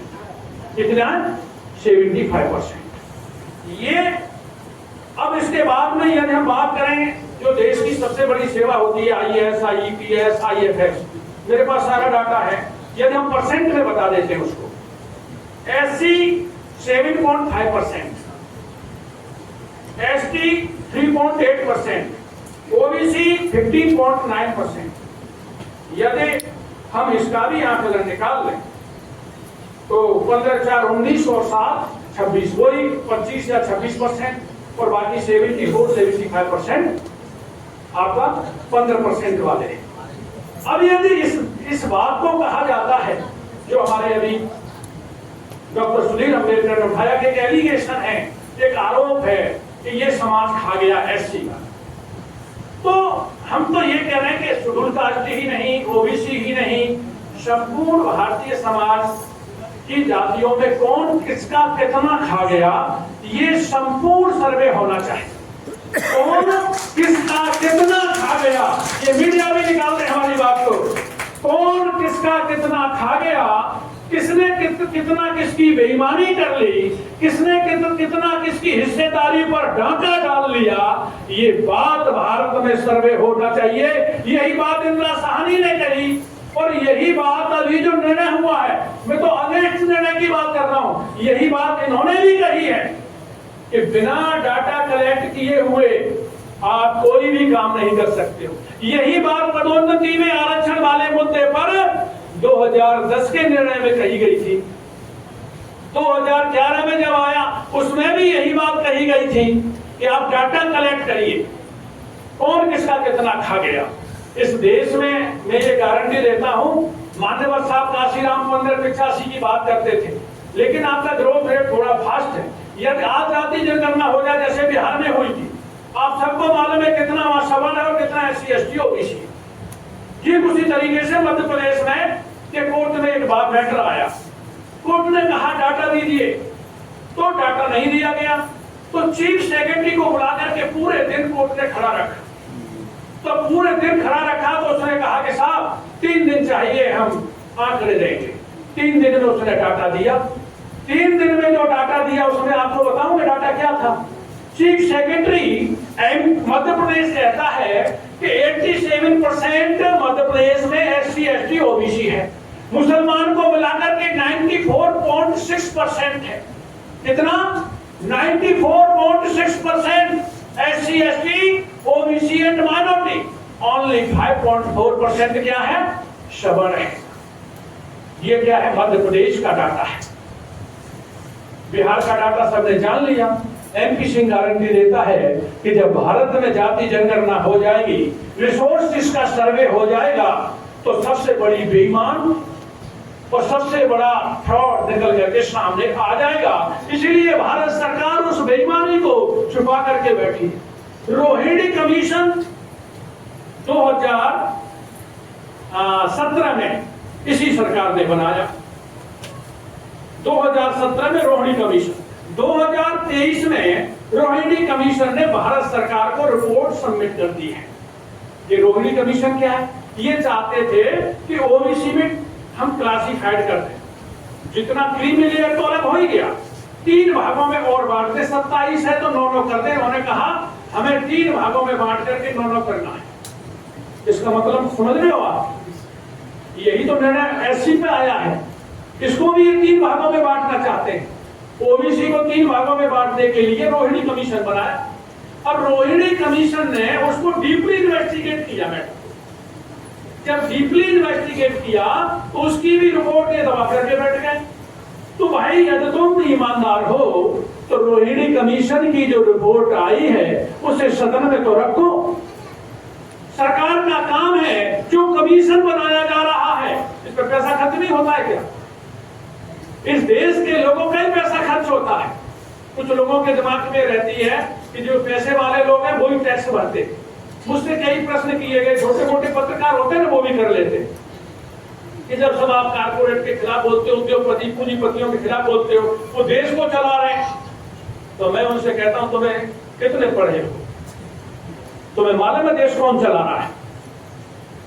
मेरा गरीब आदमी, सबसे गरीब आदमी, रिक्शा चलाने वाला आदमी, यदि वो एक हफ्ते में 1000 रुपए का सामान लाता है, साबुन, सोडा, तेल, दाल, चीनी, हर आदमी को है, ये तो जरूरत का सामान है, उसमें से 28% टैक्स लगता है, यानी 280 रुपए गवर्नमेंट के खाते में पहुंच जाते हैं। तो 90% वाला ज्यादा टैक्स दे रहा है कि 10% वाला ज्यादा टैक्स देगा? बताओ कौन ज्यादा खाएगा? 90% वाला ज्यादा टैक्स देगा। इसीलिए इस देश का जो बहुजन समाज है वो इस राष्ट्र के निर्माण में सबसे अधिक कर दे रहा है, सबसे अधिक कर दे रहा है इस समय। क्योंकि जब से GST बना है, इन्होंने तो पानी पर भी टैक्स लगा दिया है, पानी पर भी टैक्स लग गया है। इसलिए समझने की बात है साथियों कि सबसे ज्यादा टैक्स हम दे रहे हैं, लेकिन होता क्या है कि 80 टैक्स का जो पैसा आता है उसका 80% पैसा कहाँ जाता है? कारपोरेट जगत के कर्ज को माफ करने में लगा दिया जाता है, या बैंकों से पैसा देकर के उन्हें विदेश में भगा दिया जाता है। और 20% से यहाँ देश में जो योजना चलाई जाती है उन योजनाओं का 80% नेताओं की पॉकेट में चला जाता है। ये बात समझने की है कि कौन कहां से आ रहा है और कहां जा रहा है। इसीलिए मैंने कहा कि जो नेचुरल रिसोर्सेस हैं, जो संसाधन हैं, उनका रीडिस्ट्रीब्यूशन होना चाहिए। लेकिन रीडिस्ट्रीब्यूशन तो तब होगा उनका जब एक्चुअल सर्वे करा करके उनकी एक्चुअल पोजीशन मालूम होनी चाहिए। और एक्चुअल पोजीशन में क्या निकल के आएगा मैं आप लोगों को बता दूं साथी। एक इकोनॉमिक सर्वे आया था जिसमें ये कहा गया था मैंने टाइम्स ऑफ इंडिया में पढ़ा कि देश का 90% धन धरती और संपत्ति 10% लोगों के पास है, और 10% धन धरती और संपत्ति 90% लोगों के पास है। मैं तुरंत समझ गया ये 90 वाले कौन से हैं? जो ये देश का मूल निवासी है। और 10 कौन है? 10 वो वाले हैं। तो ये समझने की बात है कि आज भी यदि सही आकलन हो जाए, ये देश हमारा था, देश के संसाधन हमारे थे, क्योंकि हमारे पूर्वज इस देश के राजा महाराजा थे। इसीलिए दोबारा से आकलन करने की आवश्यकता है, जाति जनगणना होने की आवश्यकता है, संसाधनों का रियल फैक्ट्स जानने की जरूरत है, और कौन कितना किसका खा गया इसका भी सर्वे होने की आवश्यकता है। यही बात तो सुप्रीम कोर्ट कह रहा है। तो पहले तो ये जान लो कि कौन किसका कितना खा गया, बनाओ कमीशन। और उस कमीशन में ऐसा नहीं कि तुम्हारे वाले ही होंगे, हमारे वाले भी लोग होंगे। यानी कोई भी समिति, कोई भी कमेटी, कोई भी कमीशन अपने आप में, बाबा साहब ने कहे गए संविधान में, जब तक वो अपने आप में पूर्ण नहीं मानी जा सकती, जब तक उसमें एससी और ओबीसी का रिप्रेजेंटेशन नहीं होगा। यानी एससी ओबीसी का रिप्रेजेंटेशन होगा तभी वो कमेटी वैधानिक मानी जाएगी। अन्यथा उस कमेटी को, क्योंकि हमारे एक्साइजी साहब भी बैठे हुए हैं, एडीएम साहब भी बैठे हुए हैं, एसपीओ साहब भी बैठे हुए हैं, इनको सबको मालूम है ये प्रशासनिक अधिकारी हैं। कोई भी कमेटी, कोई भी कमीशन अपने आप में परफेक्ट तब तक नहीं माना जा सकता है जब तक उसमें एससी और ओबीसी का रिप्रेजेंटेशन नहीं होगा। ये समझने की बात है। अब उसमें सुप्रीम कोर्ट में कमेटी बनती है, संवैधानिक बेंच बनती है, वो भी एक कमेटी है, उसमें भी तो हमारा रिप्रेजेंटेशन होना चाहिए, उसमें भी तो एससी ओबीसी का रिप्रेजेंटेशन होना चाहिए। लेकिन वहां क्यों नहीं? कॉलेजियम सिस्टम चलता है, और कॉलेजियम सिस्टम जो ये कहता है कि जिसने एक बार लाभ ले लिया उसे दोबारा लाभ नहीं मिलेगा। तो एक बार बताइए, जो जिसका बाबा सुप्रीम कोर्ट का जज था, उसका बाप भी सुप्रीम कोर्ट का जज था, उसका नाती भी सुप्रीम कोर्ट का जज बैठकर बन करके ये निर्णय दे रहा है, तो क्या उसे शर्म नहीं आनी चाहिए? अरे तुम तो 3 पीढ़ी से लगातार सुप्रीम कोर्ट के जज बने बैठे हो। कुछ ही परिवारों के बीच सुप्रीम कोर्ट रोटेट हो रहा है, कुछ फैमिली के बीच। ऐसा क्यों? जैसे संविधान में लिखा हुआ है, ऐसा संविधान में नहीं लिखा हुआ है, क्योंकि संविधान तो ये बात करता है कि देश के प्रत्येक नागरिक को अवसर प्रदान होना चाहिए आगे बढ़ने के लिए, प्रत्येक क्षेत्र में जाने के लिए। ये तो पूरा फैक्ट में भी कहा गया था कि आबादी के समानुपातिक प्रत्येक क्षेत्र, प्रत्येक स्तर पर प्रतिनिधित्व दिया जाएगा। ये बात डॉक्टर अम्बेडकर ने भी संविधान में लिखी कि प्रत्येक आबादी के समानुपातिक प्रत्येक क्षेत्र और प्रत्येक स्तर पर प्रतिनिधित्व दिया जाएगा। ये बात संविधान में भी है, ये बात पूरा फैक्ट में भी है। तो जो लोग उनकी संतानें हैं जिन्होंने समझौता किया, ये आज 22 सितंबर है, 24 सितंबर को पूना फैक्ट डे है। ये हमारा बहुजन समाज ये मांग करता है कि यदि तुम उनकी असली संतान हो तो या तो हमारी हिस्सेदारी, हमारी आबादी के समानुपातिक पूरी कर दो, या हमें कम्युनल अवार्ड को वापस कर दो। ये तुम बेईमान हो तो हमारे कम्युनल अवार्ड को वापस कर दो, नहीं तो हमारी हिस्सेदारी को समानुपातिक पूरी कर दो। क्योंकि 24 सितंबर परसों वाले दिन है। आज हम पूर्व संध्या पर ये मांग करते हैं, लेकिन ये समझने की बात है साथियों, आज इस देश में जो हो रहा है वो इसलिए मात्र हो रहा है कि आपको गुलाम और बंधुआ मजदूर बना करके आपको बेघर करने का काम किया जा रहा है। स्टेप बाय स्टेप चल रहा है। जब नई राष्ट्रीय शिक्षा नीति आई, ये भी रिजर्वेशन का पार्ट था कि शिक्षा से बाबा साहब कह के गए, बाबा साहब की एक सोच थी कि न मेरा समाज न सेठ है, न जमींदार है, न उद्योगपति है, न पूंजीपति है, मेरे समाज को आगे बढ़ने के लिए केवल एक ही रास्ता है, एजुकेशन, शिक्षा। इसलिए बाबा साहब ने कहा, जो क्या कहा, 1 घंटा जो शिक्षा ग्रहण करेगा वो शेर की तरह दहाड़ेगा। तो बात उस पर एक उसके पीछे एक रीजन था, और उस रीजन को समझने की बात थी कि बाबा साहब ने कहा कि मेरे समाज के पास आगे बढ़ने के लिए मात्र शिक्षा ही एक साधन है। और बाबा साहब की इसके पीछे एक सोच थी कि यदि मेरा समाज शिक्षित हो गया तो वो सच्चाई समझ जाएगा, और यदि वो सच्चाई समझ गया तो ढोंग, आडंबर, पाखंड, रूढ़िवादी परंपराओं को, सामाजिक रीतियों को, अंधविश्वास को वो दूर कर देगा और वो विज्ञान में, विकास में, कल्याण में रास्ता अपना लेगा। ये भी सोच थी बाबा साहब की, और उसके बाद अपना प्रतिनिधित्व ले लेगा। लेकिन बाबा साहब के मानने वाले लोगों ने, बुद्ध के अनुयायियों ने बाबा साहब को के वरदान का, संघर्ष का, प्रतिनिधित्व का तो फायदा तो उठाया, लेकिन अधिकांश लोग आज भी बाबा साहब के विचारों को आत्मसात नहीं कर पाए। ये भी एक कारण है आपकी बैकवर्डनेस का। क्योंकि एक बार मैं पिछड़ों के सम्मेलन में मुझे बुलाया गया तो मेरे साथ जो साथी बैठे थे जिन्होंने सम्मेलन कराया, उन्होंने कही, सर बताइए कि भगवान का विरोध मत करना, सोच के भाग जाए। हम ये नहीं करते, हम भगवान का विरोध क्यों करेंगे भाई? हम अपनी बात कहते हैं, हम किसी का विरोध नहीं करते। हमने अपनी बात कही, उन्होंने कही, एक वक्ता हमसे पहले बोल रहे थे कि इसका आत्मचिंतन करने की जरूरत है कि देश की जो आधी आबादी पिछड़ा है, जो कुछ भी शासक बना सकता है। डॉक्टर अम्बेडकर रानी के पेट का ऑपरेशन करके चले गए, अब राजा रानी के पेट से नहीं, आपके वोट से बनता है, तो देश का पिछड़ा राजा क्यों नहीं हो सकता? फिर भी हमारा समाज पिछड़ा क्यों है? इस पर चिंतन की जरूरत है। अब वो प्रश्न छोड़ के चले गए हमारे ऊपर, तो डॉक्टर MP सिंह कहता है, मेरे वक्ता ने कहा कि हमारा समाज पिछड़ा क्यों है? भाई उसके पीछे रीजन है, वो जिसको मानता है उसकी वजह से ही वो पिछड़ा है। क्योंकि वो भी ये सोच लेता है कि सुबह से शाम तक जो मुझे देने का काम करता है उसे मुझे देने की जरूरत नहीं है, क्योंकि वो सेचुरेट है, उसके पास सब कुछ है, तभी तो सुबह से शाम तक मुझे देता है। कोई सोना चढ़ाता है, कोई पैसे चढ़ाता है, कोई कपड़ा चढ़ाता है, कोई अपना कुछ न कुछ कमाई का अधिकांश पैसा वहीं चढ़ा करके आता है। तो वो सोचता है, जो शक्ति है तुम मानते हो जिसको, वो सोचती है कि जो ऑलरेडी सेचुरेट है, जो मुझे दे रहा है उसे मुझे देने की जरूरत नहीं है। अब मुझे किसको देना है? जो मुझसे मांगता है, जो मेरा पुजारी है, सुबह से शाम तक मुझसे मांगता रहता है। वो 99% मंदिरों पर कब्जा करके बैठे हैं, आपको मालूम। तो उन्होंने कहा जो सुबह से शाम तक मुझसे मांगता है मैं उसको दूंगा, इसीलिए उसने उसको दे दिया और तुमसे ले लिया। तो एक जवान, एक युवा कहता है कि साहब क्या करना चाहिए?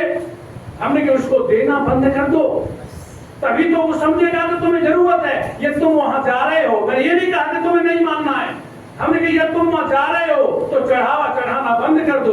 उससे ये कह के आओ कि मैं बहुत परेशानी और आफत में, मुझे जो तुम्हारे पास आ रहा है वो मुझे दे दो, जो तुम्हारे पास आ रहा है वो मुझे दे दो। और मैं बता दूं कितना आ रहा है, 290 लाख करोड़, 290 लाख करोड़ प्रति वर्ष आ रहा है। मैं बड़े बड़े उसकी बात कर रहा हूँ, ठिकानों की। और इस देश का बजट कितना है?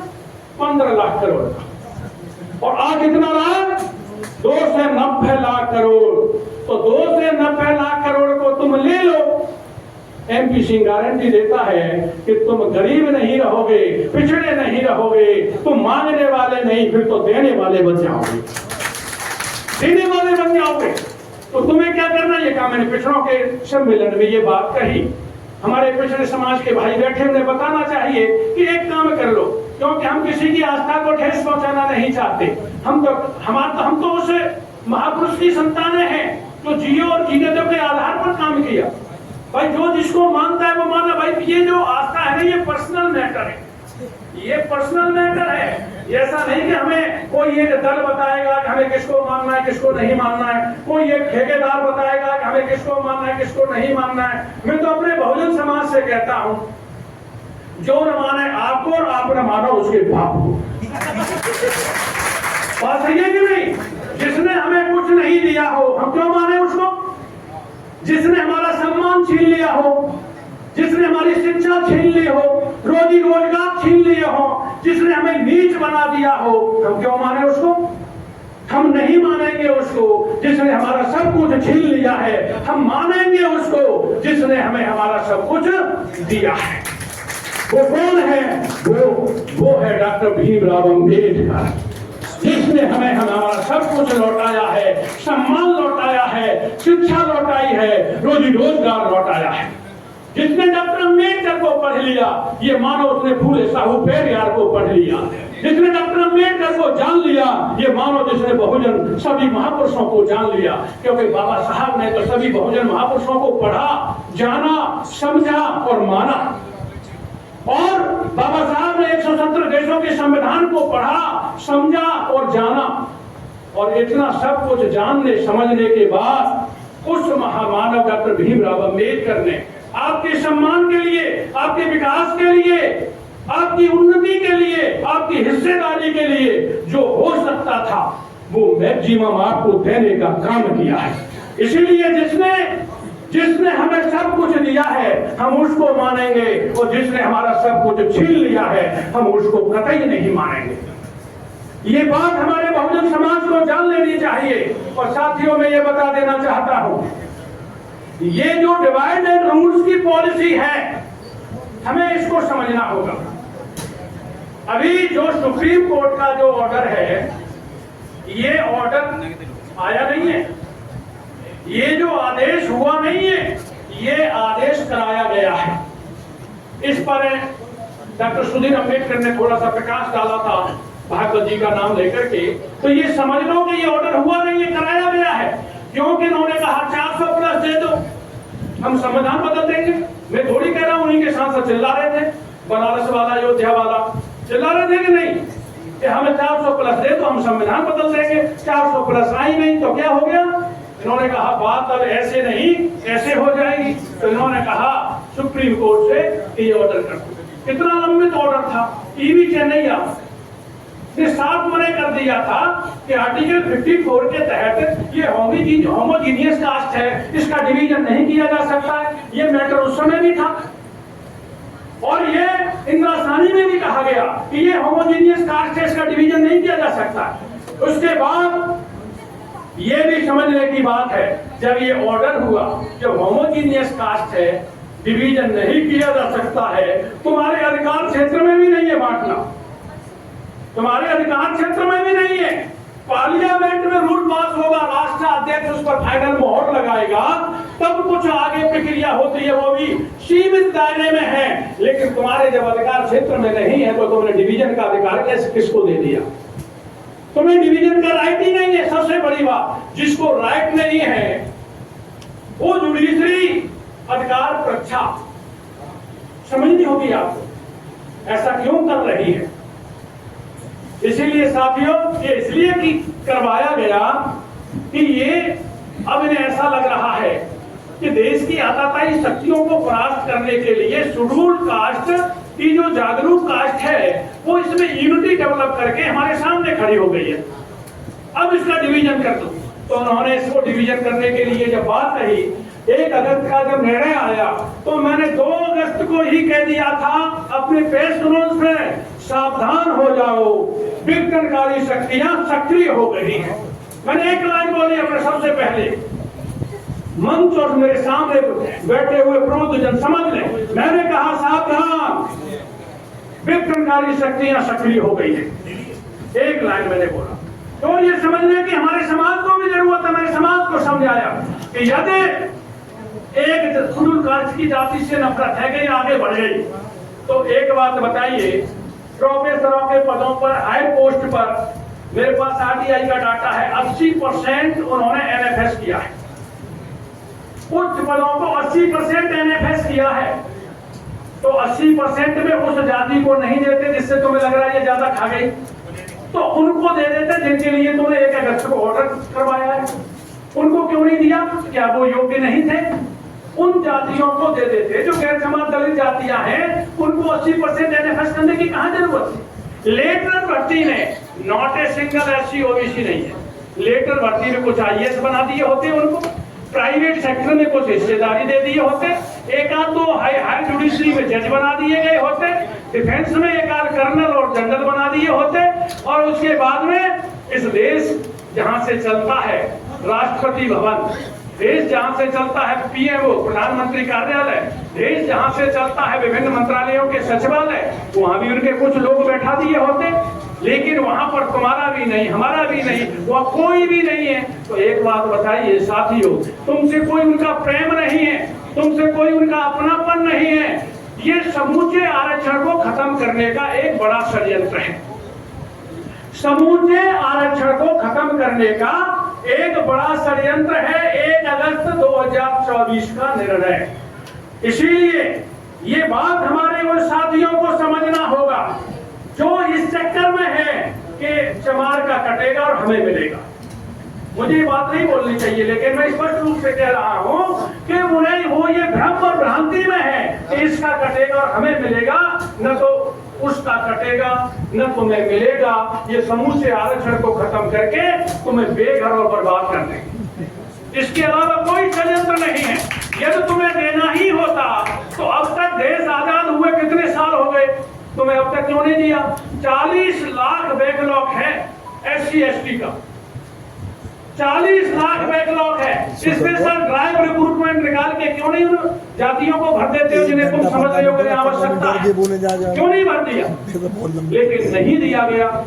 तो साथियों ये समझने की है कि इस देश में, अभी मैं उसकी बात कर रहा था जो नई राष्ट्रीय शिक्षा नीति आई है, तो नई राष्ट्रीय शिक्षा नीति आई तो मैंने शिक्षकों से पूछा कि आपने पढ़ लिया? हमारे यहाँ शिक्षक ही तो ये कार्यक्रम करा रहे हैं। NEP 2020 को पढ़ने की आवश्यकता है टीचर्स को, कम से कम टीचर को। फिर टीचर का काम है वो समाज को समझाए। तो NEP 2020 में पहली 2 लाइन है, NEP 2020 depend on autonomous education and सनातनी सिस्टम। एक बार जब मैंने इसका विरोध किया तो UGC के सेक्रेटरी आए थे हमारे यहाँ समझाने के लिए, डॉक्टर MPC को, ये विरोध न करें। तो मैंने कहा था मैं इंग्लिश कम जानता हूं, मुझे ये पहली वाली लाइन समझा दो कि ऑटोनॉमस एजुकेशन का क्या मतलब है और सनातनी सिस्टम का क्या मतलब है। 2 शब्द मेरे समझ में नहीं आए अभी तक। तो उन्होंने कहा कि नहीं, जो 2.5 लाख रुपए लेता है ना प्रोफेसर, वो पढ़ाता नहीं है। इसीलिए ये भारत सरकार ने ये निर्णय किया है कि 2030 तक पूरे देश की एजुकेशन को प्राइवेट करना है। स्कूल, विद्यालय, महाविद्यालय, विश्वविद्यालय सबको प्राइवेट करेंगे। अभी एक निर्णय आया है डायरेक्टर हायर एजुकेशन यूपी का, हमारे प्रोफेसर बैठे, उन्होंने नहीं पढ़ा हो तो मेरे पास है, अब मुझे तो कल ही पढ़ने मिला, उसमें 2035 कर दिया गया, लास्ट डेट 2035 तक। तो ये समझ लो कि देश की जो शिक्षा है वो अंटिल 2035, चाहे वो स्कूल हो, चाहे विद्यालय हो, महाविद्यालय हो, विश्वविद्यालय हो, सब प्राइवेट हो जाएंगे।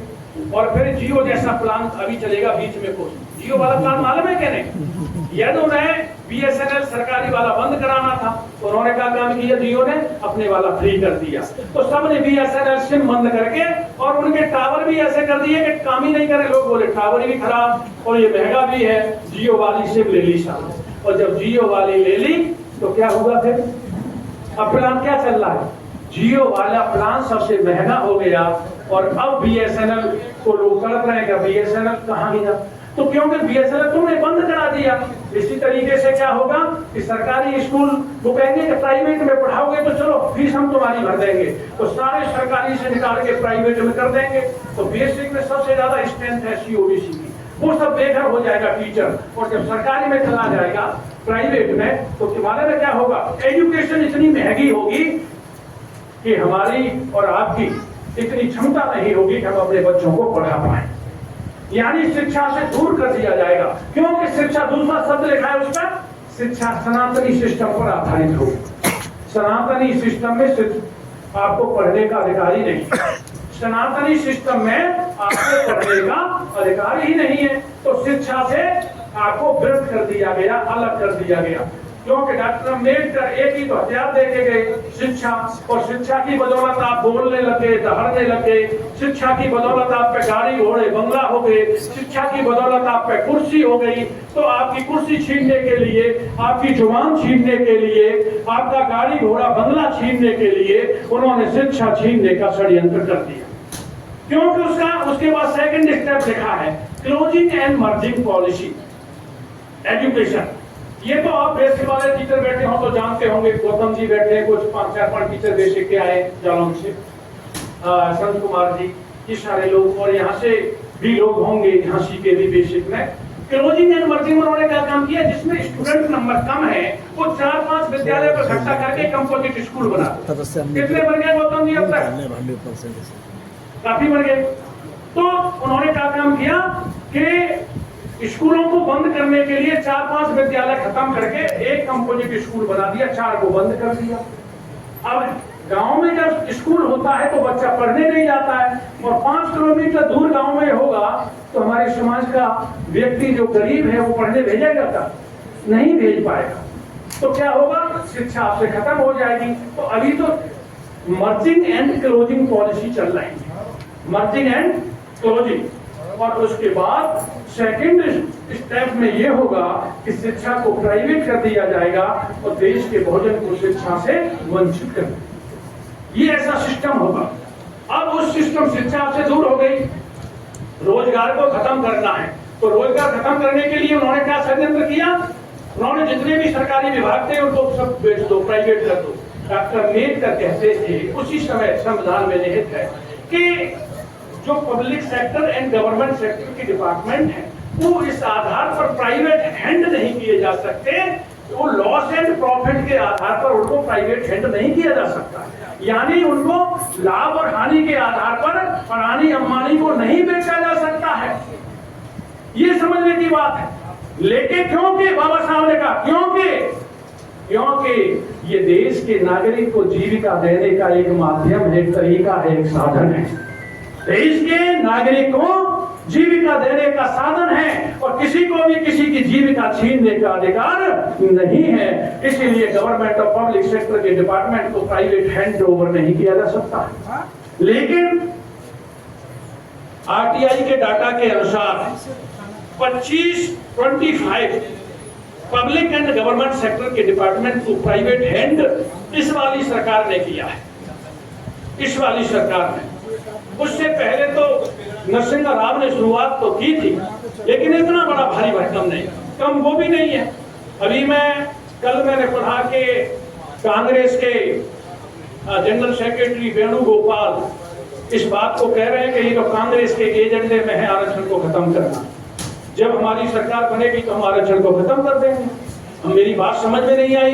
एक तरफ जो है उनका नेता कहता है कि हम आरक्षण को खत्म नहीं होने देंगे, और वेणुगोपाल कह रहे हैं, general secretary, national general secretary कह रहा है कि आरक्षण को खत्म करना हमारे एजेंडे में है। लेकिन वाशिंगटन में जाकर के, अमेरिका की वाशिंगटन में जाकर के, कौन सी यूनिवर्सिटी है वो, जॉर्ज टाउन यूनिवर्सिटी में जब मिस्टर राहुल गांधी लेक्चर देते हैं तो वो कहते हैं कि नहीं, रिजर्वेशन को स्टेप बाय स्टेप खत्म करना बहुत आवश्यक है भारत। अब बात ये देखिए कितनी बड़ी बात कह दी उस आदमी ने, और जो संविधान को और जो आरक्षण के मुद्दे पर, जो संविधान के मुद्दे पर संविधान को दिखा करके वोट लिए, सांसद बनाए, और उसके बाद जब 1 अगस्त का ऑर्डर आ गया तो उनकी जुबान बंद हो गई, उनको भी हमें समझना होगा। देखिए, मैं स्पष्ट रूप से कहना चाहता हूं बहुजन समाज के लोगों से, जो तुम्हारे साथ खड़ा हो परेशानी, आफत और विपत्ति में, वो तुम्हारा है, और जो तुम्हारे साथ इसमें नहीं खड़ा हो उसे कभी अपना मत मान लेना,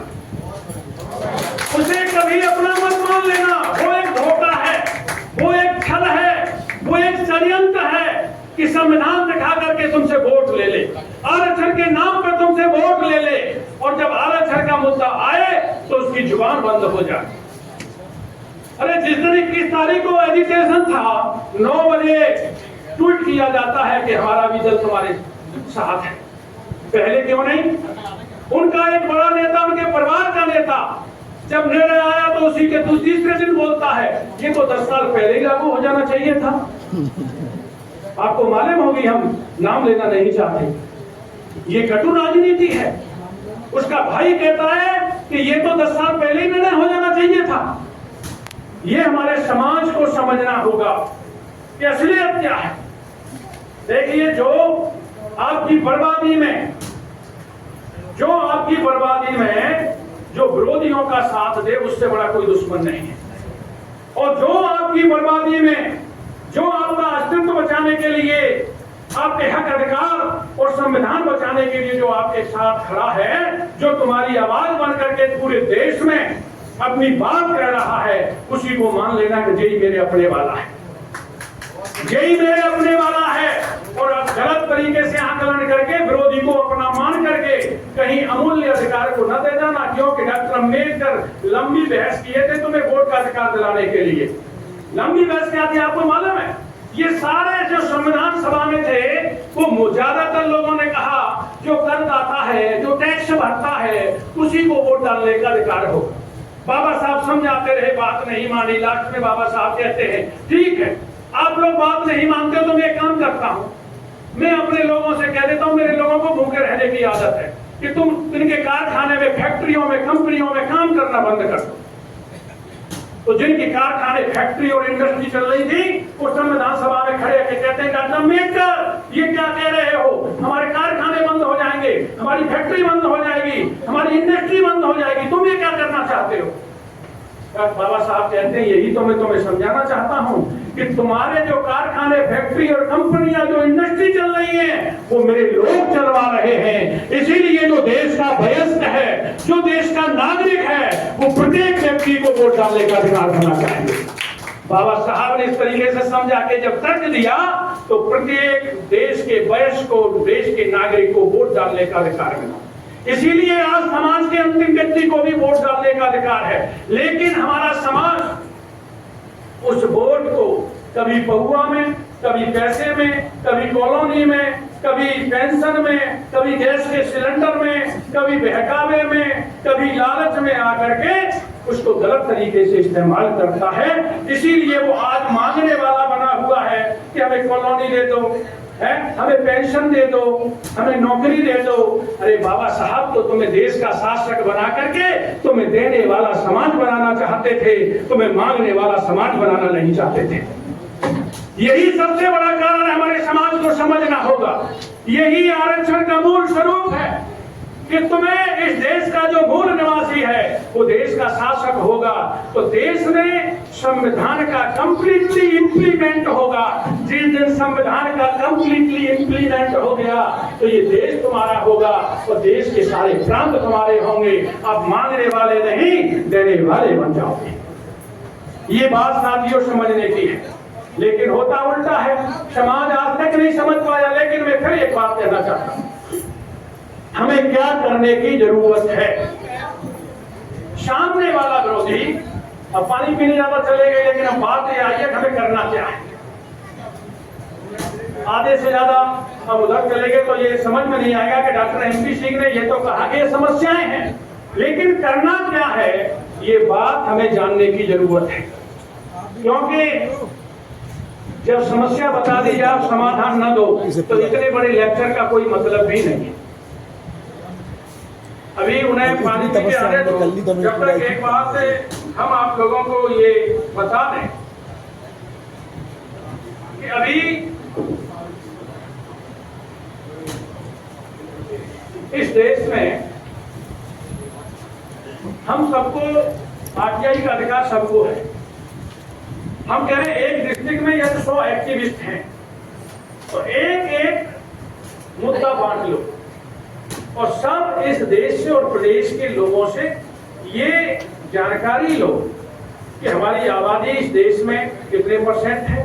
एक मुद्दा बांट लो, कोई पूछ लो डिफेंस में हमारा प्रतिनिधित्व कितना है, कोई ये पूछ लो कि हाइड्रोलॉजी में हमारा प्रतिनिधित्व कितना है, कोई ये पूछ लो कि एजुकेशन में हमारा प्रतिनिधित्व कितना है, कोई ये पूछ लो PWD में हमारा प्रतिनिधित्व कितना है, कोई पूछ लो RES में हमारा प्रतिनिधित्व कितना है, कोई ये पूछ लो कि इस देश का सिस्टम जहां से चलता है कौन सा, राष्ट्रपति कार्यालय, प्रधानमंत्री कार्यालय, विभिन्न मंत्रालयों के सचिवालय, वहां हमारा हिस्सेदारी कितना है। अलग अलग डाटा बांट करके अलग अलग एक मुद्दे पर एक RTI मांग लो। हम तो ये कहते हैं कि 100 नहीं तो 50 लोग होंगे एक्टिविस्ट ऐसे जो एक RTI मांग सकते हैं। RTI में कोई दिक्कत भी नहीं है, 10 रुपए का आपका खर्चा आएगा। ऑनलाइन होने लगी RTI, कहीं जाने की जरूरत नहीं है आपको, कोई भी पोस्टल ऑर्डर उसकी नहीं, ऑनलाइन 10 रुपए कटवा दो और उससे ये लिख दो उसमें के जो आप हमें उसकी प्रतियां दोगे उसका चार्ज भी हम दे देंगे, जो हमें डाटा दोगे। तो आपको पूरा डाटा मिल जाएगा। क्योंकि इस समय डाटा जानने की जरूरत है, क्योंकि हमारे समाज के तमाम लोगों से एक प्रश्न किया जाता है कि भाई तुम्हारे तमाम लोग प्रोफेसर हो गए, तुम्हारे तमाम लोग इंजीनियर बन गए, तुम्हारे तमाम लोग डॉक्टर बन गए, तो हम उन्हें ये बताना चाहते हैं जिन्होंने सबसे ज्यादा कब्जा कर रखा है, सबसे ज्यादा जिन्होंने बेईमानी कर रखी है, हम उन्हें ये समझाना चाहते हैं कि इस देश में सबसे बड़ा बेईमान कौन है, सबसे बड़ा डाकू कौन है, सबसे बड़ा चोर कौन है, जिसके दूसरे का खा रखा, दांत से फटे हो, दूसरे का ले रखा है, वो सबसे बड़ा बेईमान है। किसने ले रखा है ये आरटीआई के डाटा से क्लियर होगा, किसने किसका मार रखा है ये जानकारी करने से मालूम होगा। तो साथियों, आज यदि आपके पास आरटीआई के डाटा होंगे तो आप ये तो कह सकते हो ये डाटा है, ये मेरी बात नहीं है, सरकार के द्वारा दिया गया डाटा है, स्टेट के द्वारा दिया गया डाटा है। और संविधान को पढ़ने की जरूरत है। जो हमारे समाज के लोग इधर उधर की बात पढ़ते हैं उन्हें संविधान को पढ़ना चाहिए कि आर्टिकल 14 क्या है, 15 क्या है, 15(1) क्या है, 15(2) क्या है, 15(3) क्या है, 15(4) क्या कह रहा है। ये 15(4) पढ़ लिया तो हमारा सब समाज हाथ उठा के कहेगा कि ये ऑर्डर ही गलत है। समझने की बात है, 16(4) पढ़ लो, 16 पढ़ लो, समझ जाओगे ना। और उसके बाद में आर्टिकल 330, 330, 331, 332 पढ़ लो, 335 पढ़ लो, पॉलिटिकल लिबरेशन।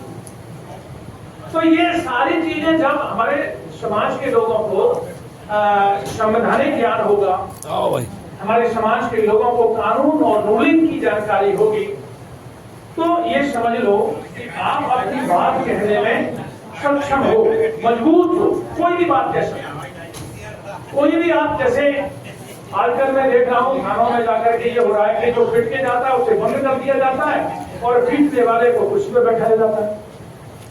मालूम है कि नहीं, आईजी साहब बैठे हुए हैं, हाँ, सीओ साहब भी बैठे हुए, वर्तमान में मेरे यहाँ सीओ रहे, सीओ वैद्यनाथ। क्या होता है, पिट के जाता है उसे बंद कर दिया जाएगा और पीटने वाले को कुर्सी पे बैठाया जाएगा।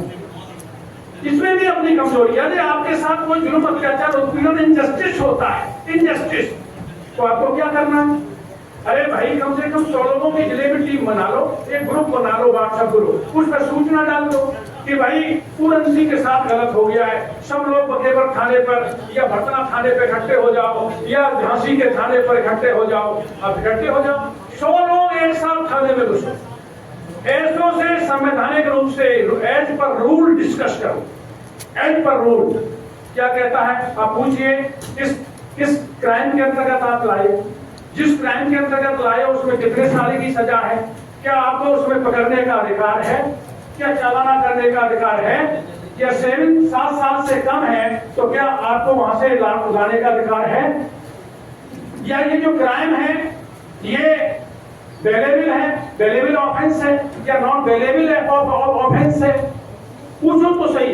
जब आप बात करोगे आर्टिकल और उसके आईपीसी और सीआरपीसी का रेफरेंस देकर के बात करोगे तो समझेगा कि इसने एलएलबी की हुई है, चाहे आप एलएलबी हो या नहीं, लेकिन आपने सीआरपीसी और आईपीसी का रेफरेंस देकर के, इंडियन कॉन्स्टिट्यूशन के आर्टिकल का रेफरेंस देकर के अवेलेबल नॉन अवेलेबल ऑफेंस की जानकारी मांगी और क्राइम की जानकारी मांगी। एमपी सिंह गारंटी देता उसके बाप की औकात नहीं कि तुम्हारे आदमी का चालाना कर दे, तुम्हारे आदमी का चालाना नहीं कर पाएगा। जाओ तो सही इकट्ठे होकर थाने में, जब एक जाता है कौन सुनना तुम्हारी बात को, जब इकट्ठे हो जाएंगे तो तुम्हारी बात सुनी जाएगी और एसएसपी थाने में आ जाएगा, उसमें एसएसपी उस थाने में आ जाएगा, ये गारंटी की बात है। तो ये बात हमारे समाज के लोगों को जुल्म, अत्याचार, उत्पीड़न से बचना है, तो ये बात हमें अपनानी होगी। अब है क्या, मैं देखा विधानसभा चुनाव हुआ, उसके बाद मैंने देखा कि हमारे बहुजन समाज के लोग ही फेसबुक और व्हाट्सएप पे आपस में लड़ रहे हैं, एक दूसरे को गद्दार, मक्का, धोखेबाज कह रहे हैं। अब ये लोकसभा चुनाव हुआ, उसके बाद भी आपस में लड़ रहे हैं। अरे यही तो विरोधी चाहता है, तुम्हें बांटना और लड़ाना, और यही तुम कर रहे हो, तो विरोधी की जरूरत ही नहीं है तुम्हारे लिए, तुम्हारे लिए किसी दुश्मन की जरूरत ही नहीं है, तुम खुद ही पर्याप्त हो एक दूसरे के लिए।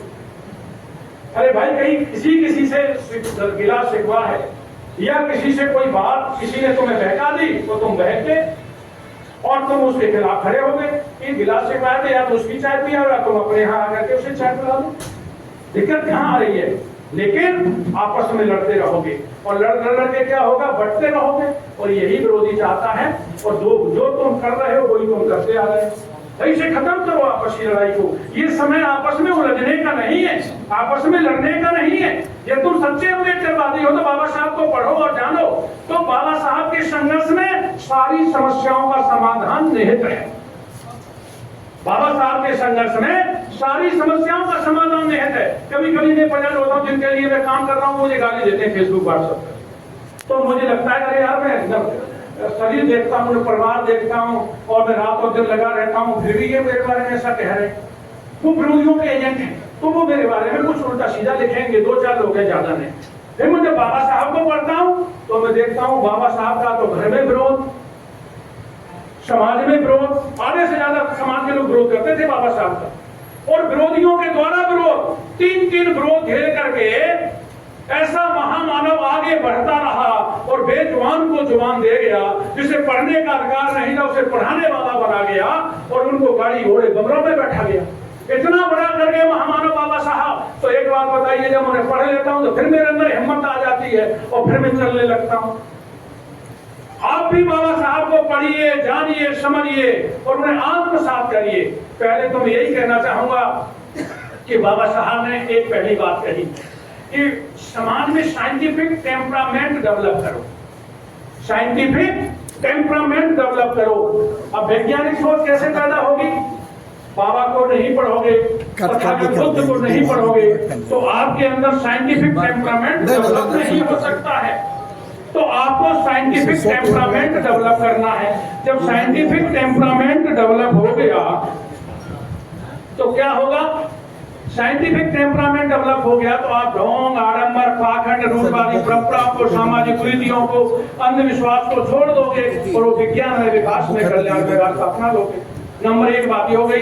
लेकिन हम अम्बेडकरवादी हैं, लेकिन जन्म संस्कार 8 पास फटी धोती वाले से पूछ के करेंगे, PhD है, शादी उसी से निकलवाएंगे, नामकरण कराएंगे तो उसी से कराएंगे, तो तुम्हें फकीरा बना देता है, गरीबा बना देता है, आधे कटे हुए नाम रख देता है, नाम से मालूम पड़ जाएगी कि तुम कौन हो। ज्योतिष में ऐसा कहीं नहीं लिखा रहता है, लेकिन फिर भी तुम्हारे नाम आधे कटे होंगे, वही तुम्हारा अपमान हो गया।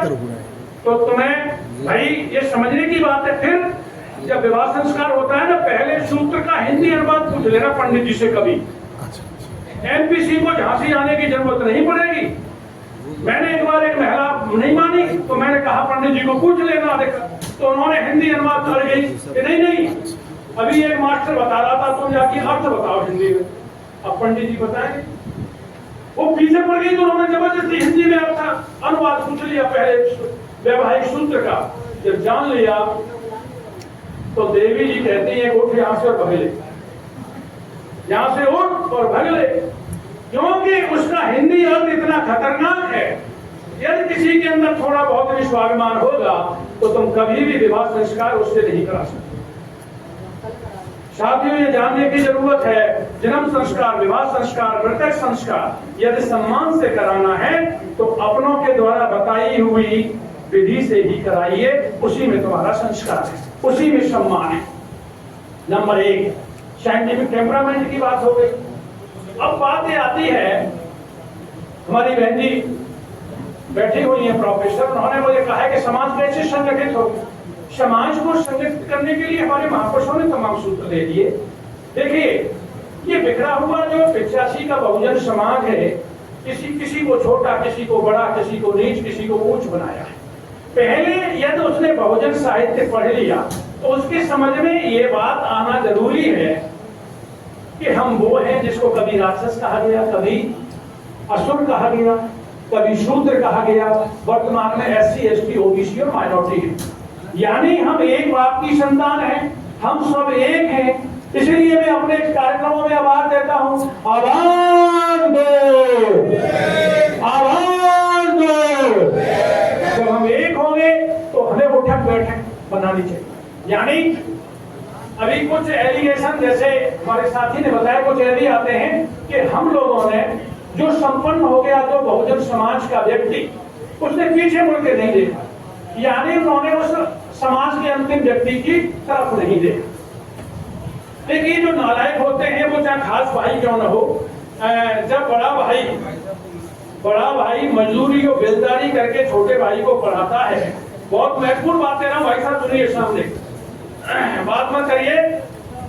जब बड़ा भाई छोटे भाई को मजदूरी और बेलदारी करके पढ़ाता है, जब वो संपन्न हो जाता है, बड़का अधिकारी बन जाता है, इंजीनियर, प्रोफेसर, एसडीएम, कलेक्टर बन जाता है, तो वो अपने आप को उससे अलग भाई नहीं मानता है।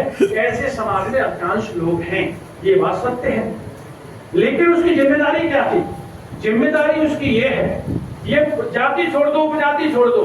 जो लोग ऐसा उपजाति पर डिवीजन कर रहे हैं वो गलत है। नालायक तो खास भाई भी है, जो जिसने बड़े भाई ने मजदूरी करके, मेहनत कमाई करके उसे पढ़ा करके बड़का अधिकारी बनाया है, उसे भाई मानने से इनकार कर देता है।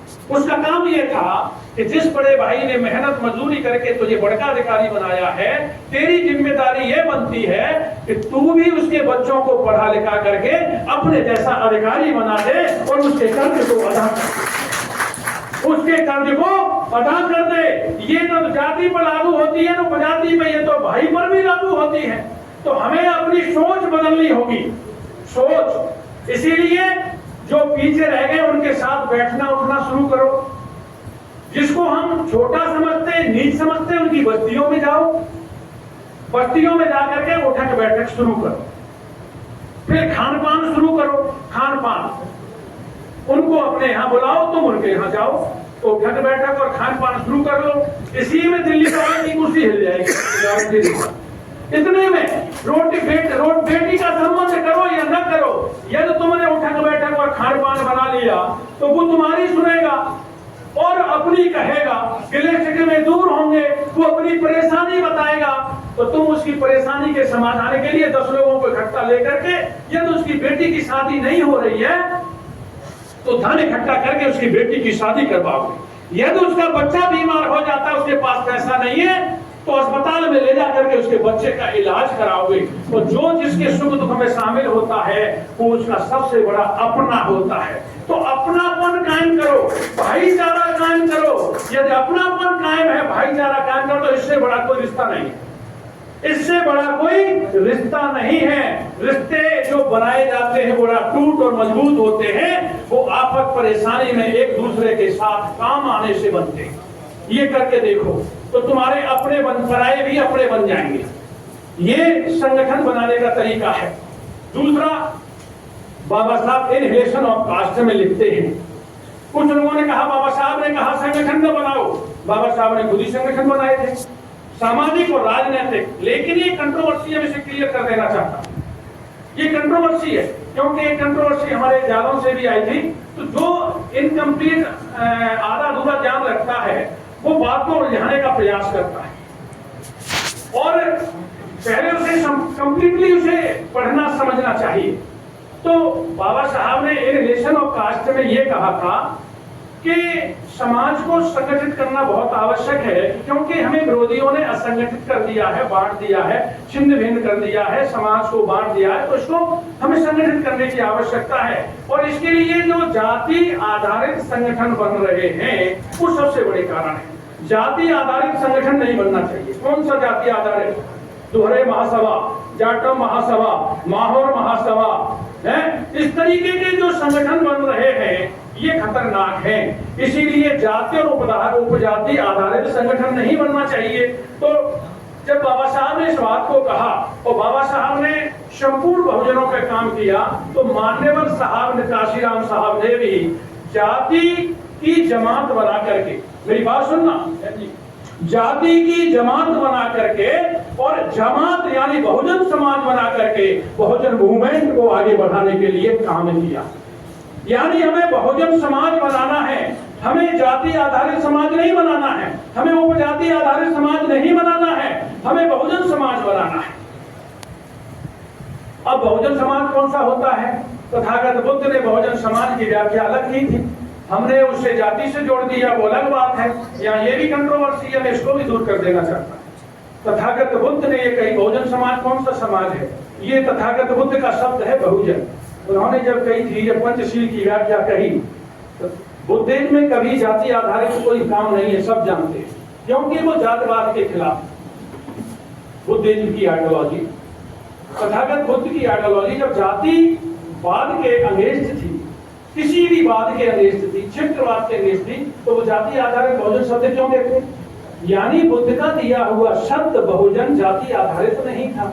उन्होंने कहा किसी भी व्यक्ति को पृथ्वी ग्रह पर जन्म लेने के बाद पंचशील और अष्टांगिक मार्ग का को एडॉप्ट करना चाहिए, और जो पंचशील को मान ले, यानी जीव हत्या न करे, चोरी लूटपाट न करे, पराई बहन बेटी को बुरी नजर से न देखे, और चुगली चाटी और झूठ न बोले, और कच्ची पक्की शराब किसी नशीले विषैले पदार्थ का सेवन न करे, वो एक अच्छा व्यक्ति होगा। और जो दुराचारी, व्यभिचारी, अनाचारी, अत्याचारी, व्यभिचारी है वो अपराधी होगा। तो जो सदाचारी है वो बहुजन है, और जो अत्याचारी है वो बहुजन से व्रत है। यानी किस आधार पर डिवीजन किया? सदाचार और अत्याचार के आधार पर। तो जो सदाचारी कौन है? जो पंचशील को माने, यानी मानव कल्याण के लिए जो कार्य करेगा वही तो सदाचारी होगा। बुद्ध ने, तथागत ने जाति आधारित इस शब्द को नहीं दिया था, हमारे बहुजन महापुरुषों ने उस शब्द को लिया, उस पर काम किया, बाद में वो जाति आधारित हो गया। या ये समझ लो कि SC ST OBC और माइनॉरिटी के लोगों में जो अच्छे लोग ज्यादा हैं, यानी सदाचारी लोग ज्यादा हैं, वो गलत इसलिए नहीं कर पाते, उसके पीछे का रीजन है। हमारे प्रशासन में रहे लोग जानते हैं कि गलत वही करता है जो संरक्षण प्राप्त है। मैं गलत तो नहीं कह रहा, आप बताइए हाथ उठा करके। गलत वही करता है जो संरक्षण प्राप्त है, और जो जिसके पास ऊपर कोई हाथ ही नहीं है, जिसे संरक्षण ही नहीं है, और जो उसे कोई बचाने वाला ही नहीं है, वो गलत कर ही नहीं पाएगा। इसीलिए बहुजन समाज का जो वीकर सेक्शन है ना, वो इसीलिए गलत नहीं कर पाता क्योंकि उसके ऊपर किसी का गलत करने के लिए हाथ नहीं है कि तू चोरी कर, लूटपाट कर, किसी को मार काट, मैं तेरा साथ दूंगा, ऐसा कहने वाला उसके साथ कोई नहीं है। इसीलिए वो गलत काम करता है, तो ये सदाचारी ज्यादा हो गए, ऑटोमेटिकली सदाचारी हो गए। इसीलिए इन लोगों को बहुजन कह दिया गया। इन बहुजनों को इकट्ठा होकर के, एकजुट और एक राय होकर के एक ही दिशा में चलने की जरूरत है। कौन सी दिशा में? जिस तरफ बाबा साहब इशारा करते गए, उसी दिशा में आगे बढ़ने की जरूरत है। तो हम क्या कर पाएंगे? हम शिक्षा बचा पाएंगे, अपनी रोजी रोजगार बचा पाएंगे, सम्मान बचा पाएंगे, अपनी हक हिस्सेदारी बचा पाएंगे। यदि इस देश में जो सामाजिक न्याय की बात करते हैं, ऐसा कोई भी शासक या प्रशासक वो ये बता दे कि सामाजिक न्याय की अभिकल्पना क्या है। सामाजिक न्याय की अभिकल्पना ये कहती है कि हमें आबादी के समानुपातिक इस देश में हिस्सेदारी चाहिए, शिक्षा, सेवा, व्यवसाय और धन, धरती और संपत्ति में। यही है सोशल जस्टिस, यही है सोशल जस्टिस। इसीलिए मेरे बहुजन समाज के लोगों, तुम्हें सामाजिक न्याय चाहिए तो संगठित हो जाओ, और संगठित होकर के संघर्ष करना है। बाबा साहब ने लाठी और बंदूक चलाने के लिए नहीं कहा था, बाबा साहब ने संघर्ष कहा था। बाबा साहब ने इन रिश्तों कास्ट में एक बात और कही थी कि जो बुद्धिजीवी समाज है उसकी उदासीनता उतनी ही खतरनाक है जिसकी बंदूक वाले की होती है। यदि आप इंटेलेक्चुअल हो, पढ़े लिखे हो, शिक्षित हो, समाज के जिम्मेदार व्यक्ति हो, फिर भी उदासीन होकर के घर में बैठे हो, तो तुम्हारी उदासीनता भी उतनी ही खतरनाक है जितनी भूखा डाकू की होती है। ये समझ लो, एक बड़ा प्रश्न है इस देश के बहुजन समाज के बुद्धिजीवी के ऊपर। इसीलिए शांत होकर घर में नहीं बैठना है। यदि वो भ्रम भ्रांति और भगवान परोसते हैं तो तुम्हें उसका काउंटर करना है।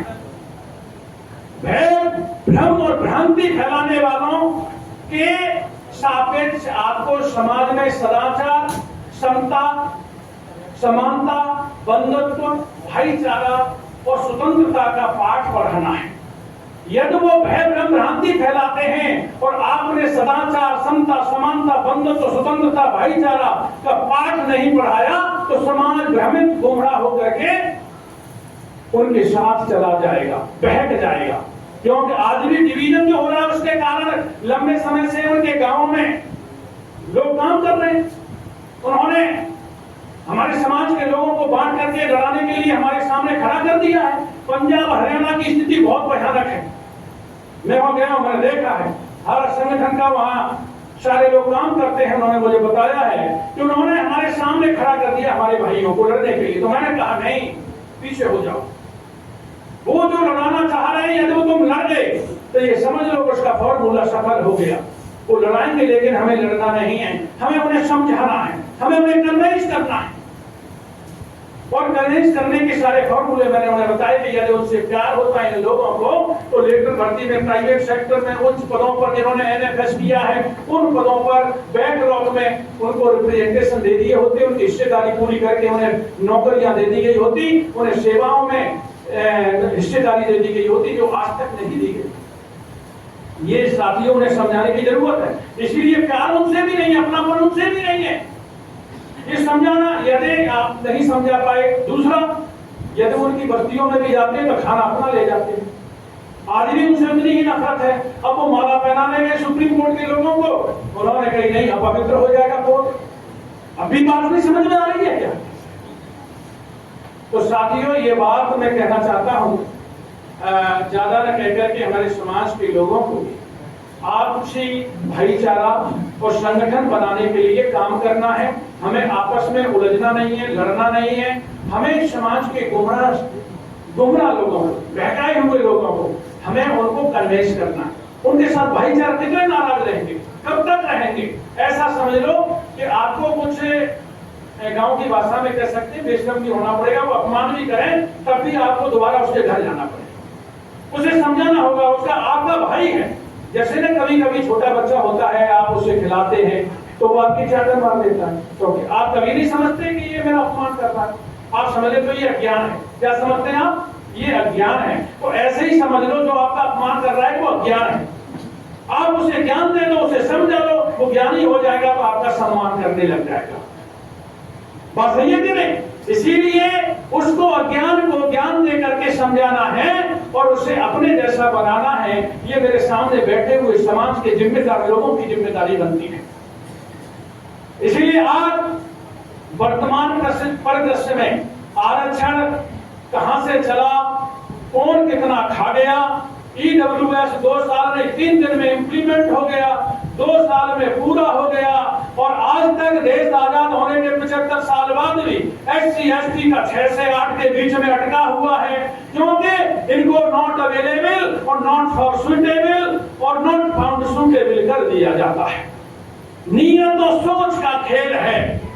जो लोग ये कहते नहीं हम दे तो रहे, सब नियत और सोच का खेल है। इसलिए काशीराम कह गए थे सांबरनाथ है कि नागनाथ है, समाज समझा नहीं। उनके लिए तो संविधान दिखा रहा है, ये तो आरक्षण की बात कर रहा है और वाशिंगटन में जाकर के जॉर्ज टाउन यूनिवर्सिटी में जाकर के आरक्षण का विरोध करता है। असलियत समझना होगा, जानना होगा। उसका असली स्वरूप नहीं समझा तो साथियों ये समझ लो कि हम धोखा खा जाएंगे। या तो उससे बैठ करके बात कर लो और अपने आप, जैसे अभी हरियाणा में चुनाव है, मैंने अपने साथियों से कहा, मैंने अपने साथियों से जाकर के कहा कि जाकर के उनके लोगों से बात करो कि तुम्हारा ओपिनियन क्या है, लिखित में दो, ज्ञापन दो और उनसे बात करो। मैंने SC के सांसदों को ज्ञापन दिलवाया। मैंने कहा 21 के बाद, मैंने कहा कि ज्ञापन देने के बाद उनसे कहो कि यदि आपने अपने राष्ट्रीय अध्यक्ष और सदन में जाकर के इन मुद्दों को नहीं उठाया तो सामाजिक रूप से आपका बहिष्कार किया जाएगा।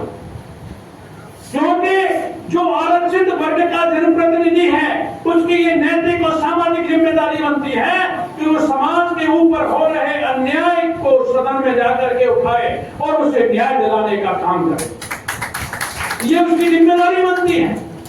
तो साथियों ये समझने की बात है कि जो आरक्षण को बचाना है, शिक्षा रोजी रोजगार को बचाना है, हमें अपने समाज के अस्तित्व को बचाना है, हमें अपने पीढ़ियों के भविष्य को बचाना है, यानी बच्चों के भविष्य को बचाना है, तो एकजुट और एक राय होकर के एक मत होना पड़ेगा। जब आप एक मत हो गए तो MP सिंह गारंटी देता है उनका प्रधानमंत्री तो क्या, ग्राम पंचायत का प्रधान भी नहीं बन सकता है। और प्रधान से लेकर के प्रधानमंत्री जब आपका होगा तो आप मांगने वाले नहीं देने वाला समाज बन जाएगा। मैं ज्यादा बात न रखते हुए साथियों इतना कहना चाहता हूं कि जो कोई आरक्षण पर कोई बात करे, एक मीडिया वाला मेरे पीछे पड़ गया, वो कम पढ़ा लिखा था, मेरे भाई तुम आरक्षण की रैली ले जाते हो, बार बार प्रोफेसर हो गए, कब तक आरक्षण चाहिए? मैंने कहा पंडित जी रहने दो, हमसे न छेड़ो, क्योंकि हम अपने काम में बिजी थे और वो नहीं माना। तो नहीं मैं अमर उजाला का वो हूं संपादक, मुझे बताना ही होगा। तो मैंने कहा आरक्षण जब तक चाहिए जब तक वाल्मीकि समाज के बेटे के लिए ब्राह्मण समाज की बेटियां नहीं ब्याही जाएगी जब तक आरक्षण चाहिए, क्योंकि आरक्षण इसी आधार पर था, ये डिस्क्रिमिनेशन पर था, जाति भेद पर आधारित था। जाति भेद खत्म कर लो, आरक्षण खत्म हो जाएगा। आरक्षण जब तक चाहिए, क्योंकि इस पर बड़ा कंट्रोवर्सी है। 10 साल के लिए था आरक्षण, कब तक चाहिए? 10 साल के लिए था। पॉलिटिकल कुछ समझ लेते हैं कि शिक्षा में और रोजगार में भी 10 साल के लिए था। ऐसी बात नहीं है साथियों, से हमें समझना होगा। और समाज की अंतिम बुराई को दूर करने के लिए तब मुझे कुछ लोग बौद्ध सम्मेलन में बुलाएंगे, भीम कथा भीम सम्मेलनों में बुलाएंगे, और जब बुलाते मैं कार्यक्रमों में जाता हूँ प्रदेश और दूसरे प्रदेश के जिलों में, तो एक बुराई में देखता हूँ। पहले मैं जाता था गाँव में जाता हूँ तो मैं पूछता था क्या हाल चाल है। समाज के जिम्मेदार व्यक्ति बहुत ही ऐसे कहते थे कि सब ठीक ठाक है, इस मोहल्ले में 2-4 पीने लगे, 2-4 उस मोहल्ले में, बाकी सब ठीक है। आज मैं जाता हूँ तो पूछता हूँ क्या हाल चाल है, कहते हैं साहब 2-4 इस मोहल्ले में थे, 2-4 उस मोहल्ले में, सब पीते। ये सबसे तुम तो असुर थे ना। विदेश से आए हुए लोगों ने तुम्हें बर्बाद करना था तो तुम्हें पीना सिखा दिया, और जब पीना सिखा दिया तो शरीर बर्बाद, परिवार में विवाद और समाज में सम्मान, सब कुछ खो दिया तुमने। इसी में बर्बाद हो तो 200 रुपए कमाता है रिक्शे में, वो 200 की पी जाता है तो बच्चे तो भूखे मरेंगे नहीं मरेंगे। फिर तुम कहते हो कि हमारी बर्बादी का कारण वो पंडित जी है। पंडित जी थोड़ी है बर्बादी का कारण, तुम खुद हो। जितना कमाते हो उतना खर्च कर लेते हो। तो लास्ट बात मैं कहता हूँ, जाम पर जाम पीने से क्या फायदा, शाम को पी सुबह उतर जाएगी। अरे बाबा के आदर्शों की प्याली पी ले, तेरी जिंदगी सुधर जाएगी। जय भीम, जय भारत, जय संविधान।